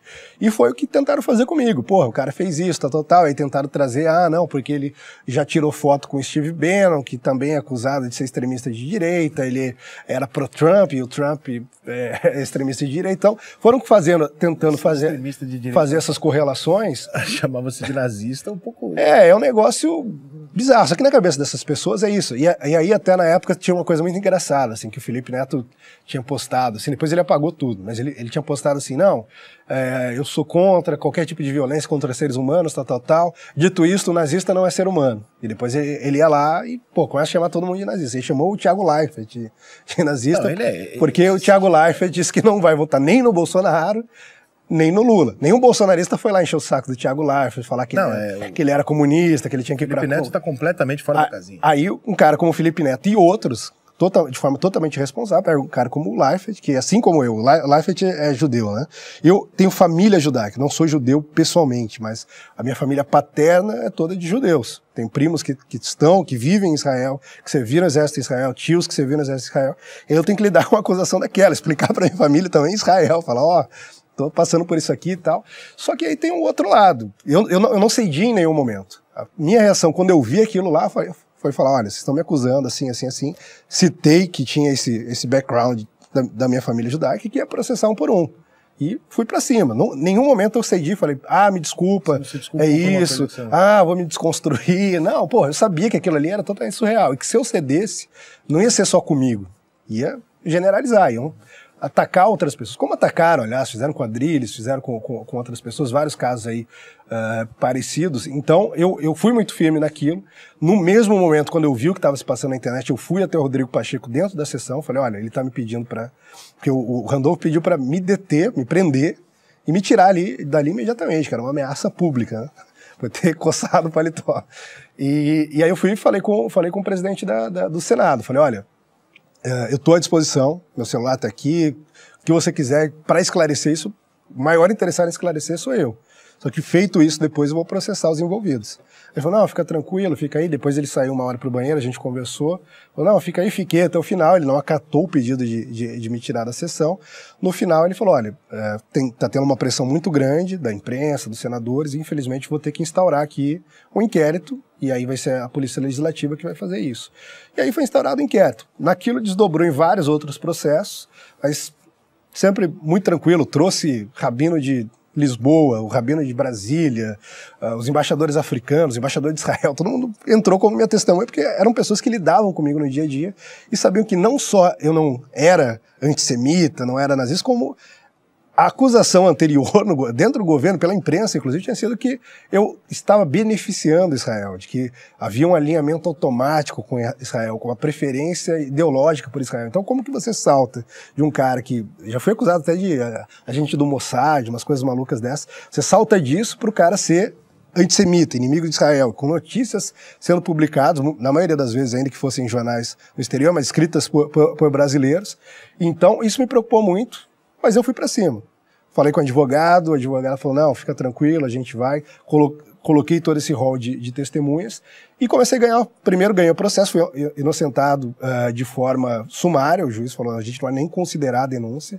Depois a gente começou a processar os caras que tinham feito isso. E aí uma série de pessoas que, como ainda está andando, eu prefiro não expor, mas assim, já foram mais de 10 processos. Ganhei todos eles até agora, com exceção de um que levou a coisa para a STF contra o juiz, falando que o juiz estava ferindo a liberdade de imprensa, e aí caiu lá com o Barroso, que é relator da lei de imprensa, mas momentaneamente é o único, e todos os demais eu tenho vencido, alguns já tem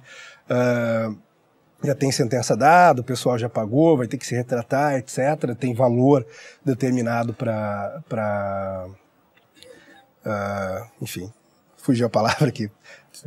Mas indenizar.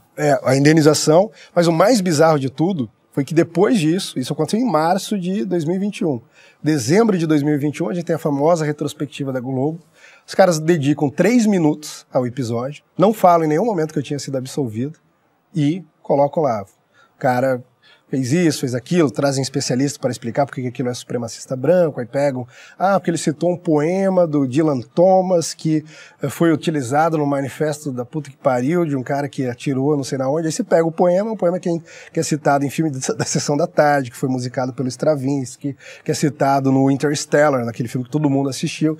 Eu falo, porra, é uma vontade excessiva de tentar acusar, mas que felizmente, até agora, minha experiência com a justiça está sendo positiva, está dando para vencer isso aí, só que é uma coisa cultural, né? Esse cancelamento, essa cultura do cancelamento tem que ser vencido no ambiente cultural, no debate, não é só judicialmente. Eu nunca fui cancelado, evidentemente, por ter uma conduta absolutamente tranquila e pouco polêmica. Mas se acontecesse comigo, eu não sei como é que eu reagiria. É difícil, cara. Imagina se a justiça ainda me desse ganho de causa, né? Por exemplo, como o Instagram, né? Aí o Instagram foi lá e falou que não vai me devolver. Foda-se. Não tem lei no Brasil, né? Não tem. Enfim. Você é um grande fã do Olavo de Carvalho. Sou, muito. Eu sou um puta ignorante sobre o Olavo de Carvalho. Nunca li porra nenhuma do Olavo. Só ouço falar. Porque o Olavo, que quem é de esquerda odeia o Olavo, porque a filha do Olavo xingou o Olavo pra caralho, até quando ele morreu. Porque quem é de direita defende o Olavo, quem é bolsonarista acha que o Olavo é um mito, o outro acha que o Olavo é uma merda, outro que... Eu não sei nem quem que é esse cara. Sei que ele fica fumando charuto lá e falava uns negócios lá. E agora, o que é, o que não é? Pra um cara que nem eu, como é que você conseguiria resumir a ideia central que tanto te identifica com o Olavo? Perfeito. Então, antes de mais nada, o Olavo é um filósofo. E aí já tem um erro essencial nessa discussão toda, que é reduzir o Olavo a uma figura da política, uma figura bolsonarista ou antipetista, ou o que quer que seja. Não, o Olavo é um filósofo, é um pensador, é um escritor com vários livros publicados, livros que tiveram uma repercussão muito grande aqui já na década de 90, ou seja, muito antes desse momento todo que a gente está vivendo. Se eu não me engano, em 93 ele publica um livro chamado A Nova Era e a Revolução Cultural. E nesse livro ele começa a fazer uma crítica à hegemonia cultural da esquerda. Até tem uma entrevista muito interessante que ele concedeu à época para o Pedro Bial. E o Bial fala, no momento que a União Soviética colapsou e tal, você está defendendo que a esquerda está em ascensão no Brasil, que o Lula vai chegar ao poder, você não acha isso um contrassenso? Fala, não, só não é um contrassenso, como isso vai ocorrer, e vai ocorrer num período X. Quando você começa a ler os livros dele, você vê que tinha muita coisa que viria a acontecer depois que estava antecipada ali. Então, por isso ele ganhou uma projeção muito grande na política, como um cara que quebrou a hegemonia cultural da esquerda, como um cara que começou essa tradição de denúncia do esquerdismo, do socialismo, do petismo em si no Brasil. Ele começou antes de todo mundo. Você pega qualquer um desses nomes, Reinaldo Azevedo, todos esses caras que em algum momento exerceram algum tipo de antipetismo na imprensa, o Olavo antecedeu todos eles. E ao longo da década de 90 ele tinha um trânsito muito grande também com outros intelectuais, inclusive intelectuais de esquerda. Então você pega lá o Jorge Amado, por exemplo, que era um cara que no final até se arrependeu um pouco da militância comunista dele, mas que até hoje é idolatrado ali pelos comunistas, escreveu Capitães de Areia e outros livros que esse pessoal adora. Ele elogiava muito a obra do Olavo, elogiava, por exemplo, livros como O Jardim das Aflições, que não trata propriamente de política, mas um pouco das influências, das linhas de pensamento filosóficas que formam a mentalidade brasileira e o papel que o Brasil tem dentro do mundo. Então, você pega o Ariano Suassuna, era um cara que conversava com o Olavo. E na década de 90 isso ocorria de forma bastante civilizada. Mas qual que é a ideia central do Olavo? E aí, em 2000, ele sai do Brasil, reinventa uma persona ali, que ele próprio dizia que era para conseguir chegar no povão e mostrar o que está de fato ocorrendo, eu preciso misturar Aristóteles, que é o lado filósofo, com Alborguete. E aí vem um pouco aquela coisa mais do personagem que é mais conhecido. Falar palavrão, fumando, coisas muito engraçadas, tem inclusive. Tem que ser popular, né, para chegar nas pessoas. Exato. E ele identificou isso, ele se propôs a fazer isso e fez isso. E no mesmo momento que ele criou era um podcast na época, inclusive. E aí você pensa, um senhor já com a idade razoavelmente avançada, falando, não, 2004, eu acho, vou criar aqui um podcast, vou falar com a molecada na internet, vou esclarecer essas pessoas acerca do que está ocorrendo aí com o governo do PT. E ele falava, em tantos anos eu quero ter tal e tal resultado. E foi o resultado que teve. Aí, não exatamente, talvez, tudo o que ele esperava, mas teve.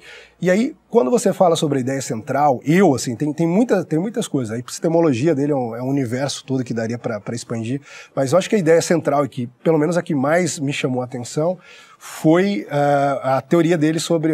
ele tem uma nova leitura sobre Aristóteles, que é o Aristóteles em Nova Perspectiva, o título do livro, e ele desenvolve ali o que ele chama de teoria dos 4 discursos. Ele diz que todo o discurso humano, ele se atualiza em 4 potências. Primeiro começa com o discurso mito-poético, que é o mesmo do imaginário, ou seja, da poesia, da ficção, do mundo do possível.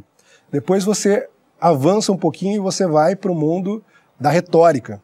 E na retórica você já tem ali aquela tentativa de convencimento, os debates, a tentativa de confrontar um pouco as teses que circulam. E aí você dá um outro salto e vai para a dialética, e na dialética você já começa a aperfeiçoar, começa a chegar a uma precisão maior do conhecimento, e por fim você chega no discurso analítico, que é o discurso puro da ciência, quando você está no campo da exatidão. Isso abre um universo imenso, primeiro, porque esse é o percurso que a humanidade percorre no próprio desenvolvimento humano. Você pega lá uma criança, ela está no mundo do faz de conta, das possibilidades, depois ela começa a querer entender os porquês e perguntar e argumentar, depois ela começa já a pegar uma coleção das opiniões circulantes e confrontar umas com as outras para tentar definir, e se ela vai além e desenvolve uma vida de estudos ou algo assim, ela pode chegar pelo menos a um conjunto de certezas, ou não necessariamente através da vida de estudos, mas através da observação da experiência e tudo mais. E esse era um aspecto muito interessante, porque o Olavo ele tinha, então, uma visão que passava todas essas etapas, que são as etapas próprias do desenvolvimento humano individual e também as etapas próprias do desenvolvimento humano na história. Quando você pega, sei lá, a força que os mitos tinham na antiguidade, seja na antiguidade romana, seja na antiguidade grega, seja na Mesopotâmia, depois você vai desenvolvendo e você vai ver que dentro daqueles símbolos, pega um cara como Jordan Peterson, mostra isso muito bem, dentro daqueles símbolos você tem porções gigantescas de conhecimento que podem ser atualizados até chegar num discurso mais científico hoje.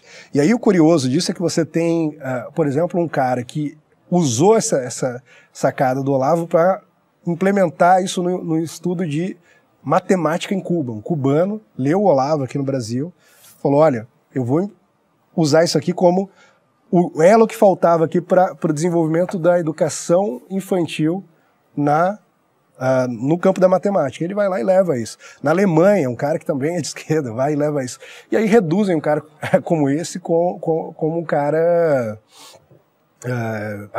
um direitista, ele morreu próximo ao governo Bolsonaro ou já havia? Olha, ele sempre foi muito sincero. Essa era uma marca profunda dele. Acho que você tem pessoas que não gostavam tanto do lado político, mas se interessavam profundamente pelo que ele falava sobre filosofia, sobre religião, sobre a vida de modo geral, e ele tinha muito isso, que ele falava sobre vocação, etc. Mas ele sempre foi muito sincero. Então, assim, não teve nenhum momento do governo Bolsonaro em que ele não expressou o que ele pensava exatamente. Se fossem críticas, fossem elogios. Ele sempre fazia muitos elogios. Ele morreu falando, por exemplo, que o governo Bolsonaro, para a administração do país, com todo o caos que pegou, etc., foi um dos melhores. Os resultados que teve nas estatais, etc., etc. Mas fez críticas, por exemplo, no campo do combate ideológico. Críticas que talvez... por não estar em Brasília e não entender exatamente as circunstâncias, eram daquela forma. Mas, tirando isso, ele estava bem com o presidente, estava bem com pessoas de dentro do governo. Eu próprio... segue muito o que ele pregava? Eu não diria que o governo segue, eu diria que algumas pessoas dentro do governo...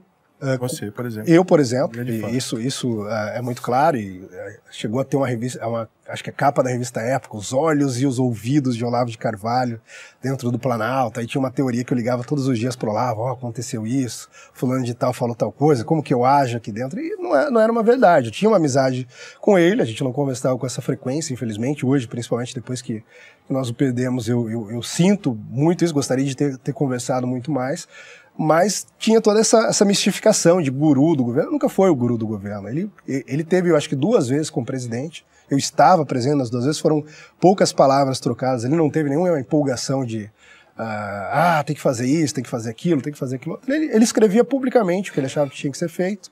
Algumas ideias eram colhidas pelo governo, outras não eram.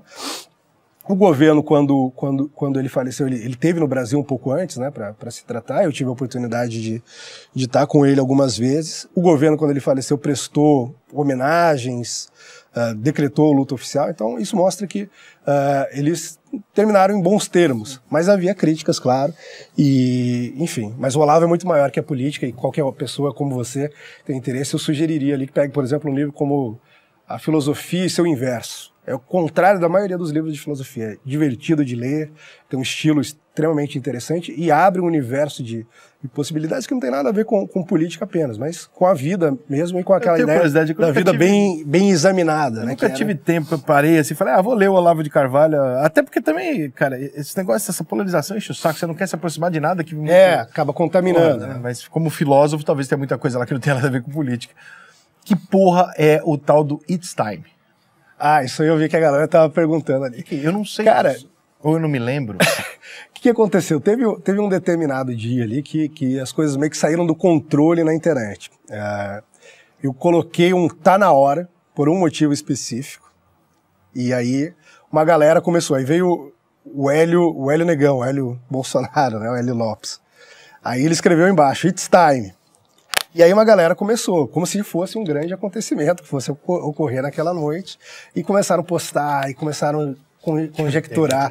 Aí uns assessores do Trump, do nada, começaram a postar It's Time, e aí veio uma galera, acho que do Reino Unido, lá que trabalhava com Boris Johnson, colocou também, e aí colocava a bandeirinha do Reino Unido, e eu próprio comecei a ficar sem entender o que estava rolando. Mas por que você colocou... Não, o tá na hora... isso eu posso falar, é até uma coisa boba. O presidente fez uma thread naquele dia que ele estava dando um basta numa série de desmandos que estavam ocorrendo. Ele estava denunciando os desmandos do STF, as perseguições a apoiadores e tal. Então eu só coloquei aquilo ali, tipo, sim, isso aqui sinalizando que tá vindo o texto aí, e na sequência veio o texto. Só que aí, talvez até pelo próprio texto, a galera falou, o presidente deu um basta, então agora, depois de falar, vai vir alguma ação. Não tinha nada. E aí começaram a conjecturar que tinha, os militares estavam reunidos, que tinha isso, que tinha aquilo, cara, a internet é muito maluca, cara. Se tivesse, e se teve, é óbvio que eu não vou revelar aqui. Mas assim, o Twitter foi coisa de internet. Ganhou uma dimensão gigantesca. No dia seguinte, um monte de gente puta falou: porra, não dormi, fiquei esperando, não aconteceu nada. Esperando o quê? Ele achou que ia ter um ataque alienígena, caralho? Não, fiquei esperando, achei que ia acontecer alguma coisa, porque o assessor do Trump, o assessor do Boris Johnson, o fulano de tal, Achando que ia começar a guerra mundial. Só que realmente virou uma coisa estranha, porque começou, uns generais postavam as fotos de onça bebendo água, começou a galera postar, uns deputados fazendo discurso na internet de madrugada, assim, tudo com 10, 15 mil likes, a galera, dá pra ver que a galera tava com ansiedade. E aí ficaram putas, aí depois criaram até uma piada que eu acho engraçada, gostaria inclusive de ter a camiseta, eles criaram Madrugadão com Hélio Negão e Felipe Martins, eu fui, aí a foto dos dois, escrito It's Time embaixo. Eu sei que você tem um compromisso daqui a pouco, mas eu preciso tocar em dois assuntos que eu me divirto. Primeiro, a história de Portugal você tem que contar, foda-se.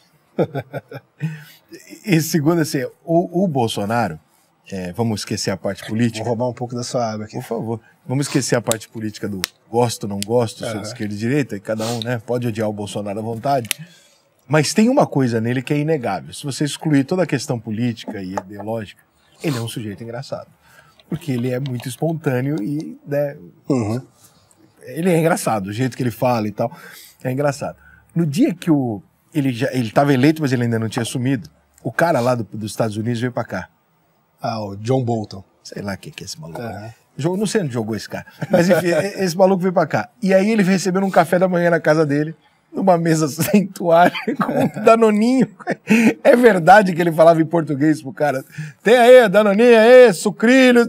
É verdade isso? Cara, é verdade. E é o presidente. Assim, a gente ali, até o pessoal que ajuda na comunicação do presidente, que ajudava desde antes, a gente sempre entendeu que o presidente também é uma figura maior do que a política. As pessoas, claro, que pensam só na política não vão enxergar isso. Mas a gente sempre enxergou ele como uma espécie de um ícone pop, uma coisa que representa algo dentro da sociedade brasileira. E eu acho que as pessoas que fazem os memes, mesmo que não são apoiadores, enxergam isso. O cara que ia lá na Luciana Gimenez e debatia com um monte de gente de todo quanto é grupo social, etc., que não se furtava aí no CQC, fazer uma piada, ia no Pânico, brincava de twister lá com a galera que era assumidamente gay e dava tapa na bunda dos caras. O político nenhum se comporta dessa forma. E tem uma série de coisas que ele fez que são muito próprias dele. Então, assim, eu quero saber de algum caso que te deu dor de cabeça. Você tipo, presidente, caralho, vou receber aqui o... Porra, meu irmão... Não, dor de cabeça não. Inclusive porque eu assim, e não é puxar saquismo, eu acho que isso é um ativo. Porra, também só você pensar na sociedade... Gostam disso. Se um cara chega, um cara espontâneo, divertido, faz piada, quebra o gelo logo de cara, pô, você tá muito mais aberto a fazer qualquer coisa com o cara. E ele usa muito isso na relação interpessoal, seja com os assessores, seja com os ministros, seja com, sei lá, com Alexandre de Moraes, uma situação mais inimaginável que você imaginar, mesmo com as tensões todas, ele usa isso, e usa isso muito bem, e como eu disse, eu enxergo isso como ativo. Traz a água pra vocês. Obrigado, Juju. Obrigado. E na política externa, isso não é diferente. Então, quando você pega a vinda do John Bolton pra cá, pô, quem é o John Bolton? John Bolton era o conselheiro de segurança nacional da Casa Branca. É um cargo que tem uma certa, quase um cargo mítico, assim, porque os conselheiros de segurança nacional da Casa Branca moldaram aí eventos históricos e tudo mais. E tem figuras como o Henry Kissinger, que decidiu, por exemplo, a aproximação dos Estados Unidos à China, etc. Então, é uma figura que tem um peso, às vezes, até maior do que o de um chanceler.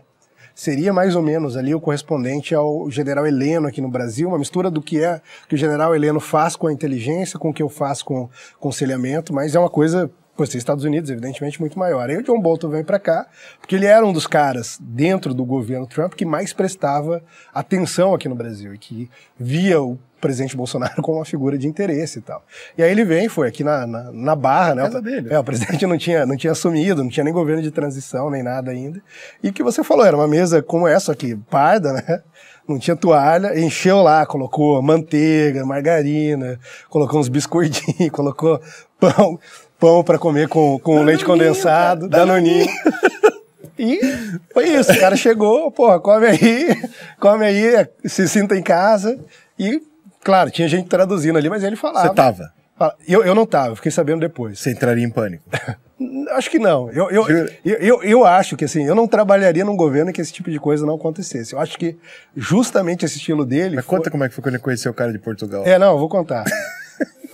Eu acho que justamente esse estilo dele foi o que permitiu a gente fazer uma série de mudanças que eu acredito que com o tempo vão ser reconhecidos como extremamente positivas. Mas, por exemplo, aí quando ele vai para a transição, nessa época eu ainda não estava, aí ele vai para a transição, eu começo a acompanhar as agendas. Aí uma das primeiras coisas na transição foi começar a receber embaixadores. Aí um dos primeiros embaixadores que foi lá visitar, pela tradição, proximidade, etc., foi o embaixador de Portugal. E o embaixador de Portugal chega ali sem saber, imagina, né, o presidente recém-eleito sem saber o que esperar, às vezes lendo na imprensa, discurso de ódio, não sei o quê. Aí ele chega, entra, cumprimenta o presidente fala, embaixador de Portugal, sabe que Portugal é extremamente importante pra gente, é nosso maior fornecedor de piada. E, assim, Caralho, primeiro encontro com o cara. Primeiro encontro. E o que a galera poderia achar, nossa, que quebra de decoro. Não acho, isso abriu totalmente o cara. Aí o cara começou a brincar, inclusive. Falou, não, mas você sabe que em Portugal a gente conta piada de brasileiro. E o Brasil é o nosso maior fornecedor de piada. Eu entendo perfeitamente porque eu sou esse cara. Eu sou o cara que faço isso também. Quando eu tô numa situação, eu vou conhecer alguém mais... Né, eu sou o cara que já chega dando uma sacaneada que é pra quebrar o negócio. Então eu entendo que é que pra figura do presidente é muito estranho ver isso. Sim. Né? Mas, isso que você tá contando é engraçado, cara. Não, é extremamente engraçado. E como eu disse, cria um ambiente... Sim, talvez intimista e tal. Mais intimista para negociar, etc. E a coisa prospera, como prosperou nesse caso, prosperou em outros. Teve um caso, por exemplo, que a gente achou muito engraçado também, que ele foi o primeiro encontro dele com Shinzo Abe, que na época era o primeiro-ministro do Japão. O japonês costuma ser mais sério, né? Aí ele chega e começa a contar que a primeira namorada dele tinha sido uma japonesa. E aí, beleza, o Shinzo Abe não entendeu muito, deu uma risada ali. Isso é tudo em português, porque ele não fala inglês. E aí o intérprete fazendo a tradução. E aí o Shinzo Abe deu uma risada, conversaram sobre aquilo ali, mas o que a gente achou mais engraçado foi que depois do segundo encontro o Shinzo Abe falou, não, eu fiquei lembrando, depois eu também namorei uma brasileira e quis tirar a onda de volta, entendeu? Só que cria um ambiente. Só que nesse tipo de coisa, esse é o cara que falou que namorou uma japonesa, não sei o que, tal. E nisso o relacionamento dele com o Shinzo Abe era excelente, o relacionamento dele com o Trump, era um negócio incrível, assim, um dia eu vou ter o prazer de escrever o que era uma conversa do presidente Bolsonaro com o presidente Trump no telefone, ou pessoalmente, ou em qualquer outra situação. Ruim ele não fala inglês? Eu acho que não. Eles estão muito acostumados com isso, né? Até porque, assim, mesmo os presidentes que falam inglês, nesses encontros, eles não costumam falar. Eles trocam ali algumas palavras e depois, para ir para um campo mais seguro, eles recorrem ao intérprete, até porque tem que ter uma precisão muito clara nos termos que vão ser utilizados. Você arruma uma guerra mundial, se alguém trocar o negócio, né? Sim. Cara, deixa eu ir pros 2 quadrinhos final, que eu tô te atrasando aqui, que eu sei que você tem compromisso às 5 horas, são 4h15. Meu diretor, bota aí que nós vamos botar ele numa enrascada agora. Ixi.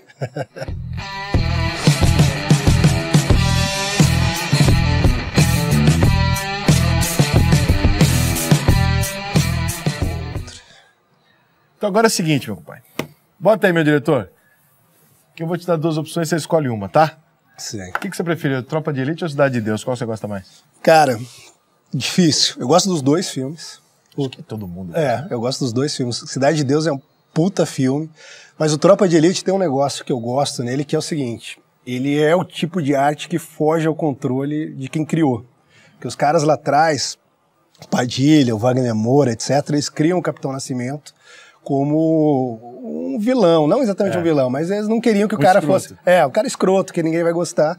E aquilo foge ao controle deles e os caras começam a admirar a figura do Capitão Nascimento e viram um símbolo até de ordem, do que a população queria. E eu já disse e continuo acreditando que sem o Capitão Nascimento talvez fosse difícil ter o Capitão Jair Bolsonaro presidente. Ele, de certa forma, foi um precursor que criou no imaginário das pessoas uma demanda por uma figura o que combate, porque você gera um ator, você gera uma figura que ninguém sabia que o brasileiro queria muito, que é um cara, porra, foda-se, eu vou fazer e tal.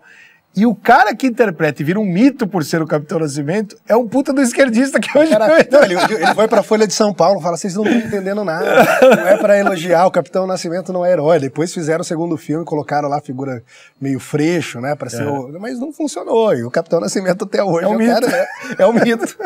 E isso é muito engraçado, que tem, não sei se você, enfim, eu lia muito quadrinhos antes, você tem o Watchmen, né, que foi escrito pelo Alan Moore, e ele tem lá um personagem que aconteceu exatamente a mesma coisa. que é o Rorschach. É um cara que usa uma máscara de Rorschach, aquelas manchas de que vão mexendo. E ele cria o cara, ele fala, esse aqui é a minha crítica ao objetivismo da Ayn Rand, as ideologias de direita, tal. Só que conforme ele vai... Isso é um processo consciente, que ele relata depois em entrevista, ele fala, conforme ele vai escrevendo, ele vê que aquele cara, por ser um fundamentalista, entre aspas, ele é o herói da história dele. Ele é o cara que mesmo diante, que é até uma frase que tem na história, depois disso virou filme, mesmo diante do apocalipse, ele não vai ser dele. Tem os princípios dele e ele vai ter aqueles princípios até o final. E é o grande herói do filme, mesmo não tendo sido criado para isso. Então, quando isso acontece, eu falo, porra, aí é arte, porque o cara criou um negócio que transcendeu a própria intenção, às vezes transcendeu a tentativa de panfletagem dele ali. Próximo. Você prefere Dória ou Eduardo Paes? Caramba, difícil, hein? Difícil. Cara, sim, eu acho que o Dória é pior porque ele se fez demais. Um pouco que a gente tava falando, o presidente se mostra tal como ele é. Muita gente não gosta da forma como ele fala, muita gente não gosta da forma como ele se coloca, mas ele é aquilo, ele é transparente, a pessoa sabe exatamente o que tá levando. O Dória não, fingiu que era bolsonarista, fingiu que era conservador, fez lá o voto Bolsodória, etc. O Paes não teve isso, então, por isso, não gosto de nenhum dos dois, mas por isso eu acho que já é uma figura mais fácil de lidar. Você sabe também que ele não tá fingindo ser o que não é, pelo menos nesse campo que me afetaria mais. Próxima. Você não gosta de futebol, vai ter que pular isso aqui, né? Galvão Bueno, Luiz Roberto. Cara, difícil, mas eu sou da época que eu assistia jogo com o Galvão, então vai de Galvão. Essa época continua. Próximo. Danilo Gentili ou Rafinha Bastos? Cara, sabe que... engraçado. Sabe que o Gentili, eu já fui próximo dele, tive rápido, mas tive uma certa proximidade e depois ele surtou comigo. Eu acho que... Ele surtou? Eu acho que tirando um pouco a paranoia que ele tem ali, prefiro o trabalho dele e tal, de vez em quando assisto, mesmo ele não gostando de mim, vejo lá umas entrevistas, eu acho um cara mais engraçado que o Rafinha, mas o que eu gosto do Rafinha é que ele tem comprado mais uma coisa que o Gentili fazia sozinho antes, essa coisa da liberdade de expressão, de brigar, etc. Mas, enfim... Próxima. Prefiro o George Carlin. Globo ou SBT? SBT. Próximo. Silvio Santos é um mito. Thiago Leifert ou Luciano Huck? Thiago Leifert. Próximo. PT ou PSOL? Cara... Segundo turno, eleição para presidente. Cara, é de fuder, né? É. Eu não voto, não tem como votar. Ué, segundo turno, você vai ter que votar. Sabe que o PSOL nasceu no PT. Você vai votar no Dono ou no Pincher? Não voto em nenhum dos dois. Próximo. Rio de Janeiro ou Paris? Olha, eu faço muita piada com o Rio, sou paulista. Então tem um amigo, por exemplo, que é presidente da Biblioteca Nacional. Eu fico fazendo piada com o Rio. Falo, o presidente acabou de assinar um decreto pra gente tirar o Rio e tal. Mas eu gosto mais do Rio do que de Paris. Próxima, última. Witzel ou Pezão? Caralho. Brava, hein? Você não é do Rio, né? Talvez isso aqui pra você fique até esquisito. Não, mas eu conheci o Witzel.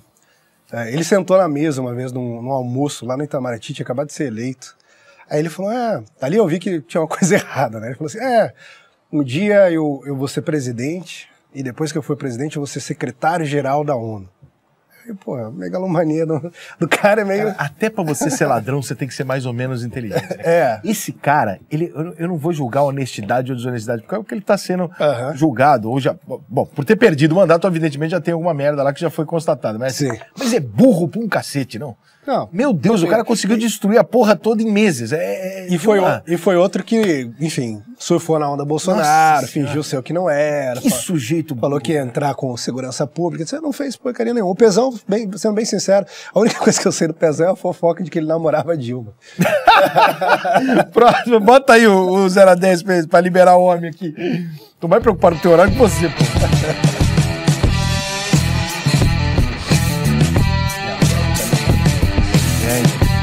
Rapidinho, só dá a nota aí, pronto, não precisa nem. Vambora, vamos lá, que o homem tá atrasado, bota aí pra ele dar. Alan dos Santos, uma notinha de 0 a 10. 8,5, não, 9. Próximo. Merece pelo sofrimento. Jair Bolsonaro. 10. Puxa saco. Próximo. Se não fosse 10, não tava mais lá. Boulos. Boulos, 0 pelo político, mas 3 pela habilidade ali, retórica, etc. Próximo. Ciro Gomes. Ciro Gomes... Poderia ser uma nota maior se ele tivesse seguido o caminho certo lá atrás, mas hoje 0. Próximo. Caio Coppola. Caio Coppola, 9. Próximo. João Dória. João Dória... Sabe que o Dória me processou, né? Por quê? Ele falou que eu chamei ele de corno. Você chamou? Não. Ele veio com uma história que ele ia resolver um problema de vacina com a China. Só que a gente já tinha resolvido 2 dias antes. Aí eu fui no Twitter, quis tirar onda, né? Falei assim, como diz o ditado popular, o corno é sempre o último a saber. O Dória tá aí anunciando que vai resolver amanhã um problema que nós resolvemos antes de ontem. Aí ele ficou puto, foi lá, me processou, mas perdeu. Então, pô, mas o corno do seu último a saber é uma... É um ditado. E eu não falei mano. dele, né? Eu só falei que era aquela situação. Ele tava dizendo que ia resolver uma coisa, dizia que era o grande cara... Que mimizento, hein, Dória? Porra. Pois é, pelo mimimi leva 0. Então. Próximo. E por outras coisas também. Marcelo Freixo. 0, negativo. Próximo. Gabriel Monteiro. Cara, eu não conheço muito o Gabriel Monteiro. Sei dessas tretas aí que estão rolando, mas nem disso eu sei direito. Então vou dar 5 para ficar no meio ali, isentão. Próximo. Haddad. Haddad, 0. Próximo. Lula lá. Lula, 0. Não tem. A última para você poder ir embora. Mário Frias. Mário Frias, 9. 9? Quase dele, né? Gosto. Parça lá, né? Pô? Parceiro. Ó, temos as nossas discordâncias, mas sempre resolvemos internamente lá. Chegou um almocinho pra nós aqui do Arretado do Rão, que é a nova franquia do Rão de comida nordestina. Experimenta, vai olhar teu iFood aí, tuas coisas todas aí que você vai gostar do Grupo Rão. E o que mais tem que falar? Ah, gostou do meu bonezinho da marca Raiz? Aí, ó. Que isso, cara. Os caras aqui me dão muita moral no centro. Pelo amor de Deus. Ó, entra aí, marcaraiz.com.br e olha a nova coleção que vocês vão gostar muito, especialmente você que gosta de futebol, pagode, essa vidinha mais ou menos. É o quê? Quem? Ah, vai. Eu vou bater no Maurício. Qualquer dia eu vou bater no Maurício. Meu irmão. Cara, valeu. Obrigado, tá? Espero que vocês agradeço. Consigam aí o melhor possível pro Brasil até dezembro, e de dezembro pra frente, seja a continuação, seja a volta do outro lá. Não, vai voltar não.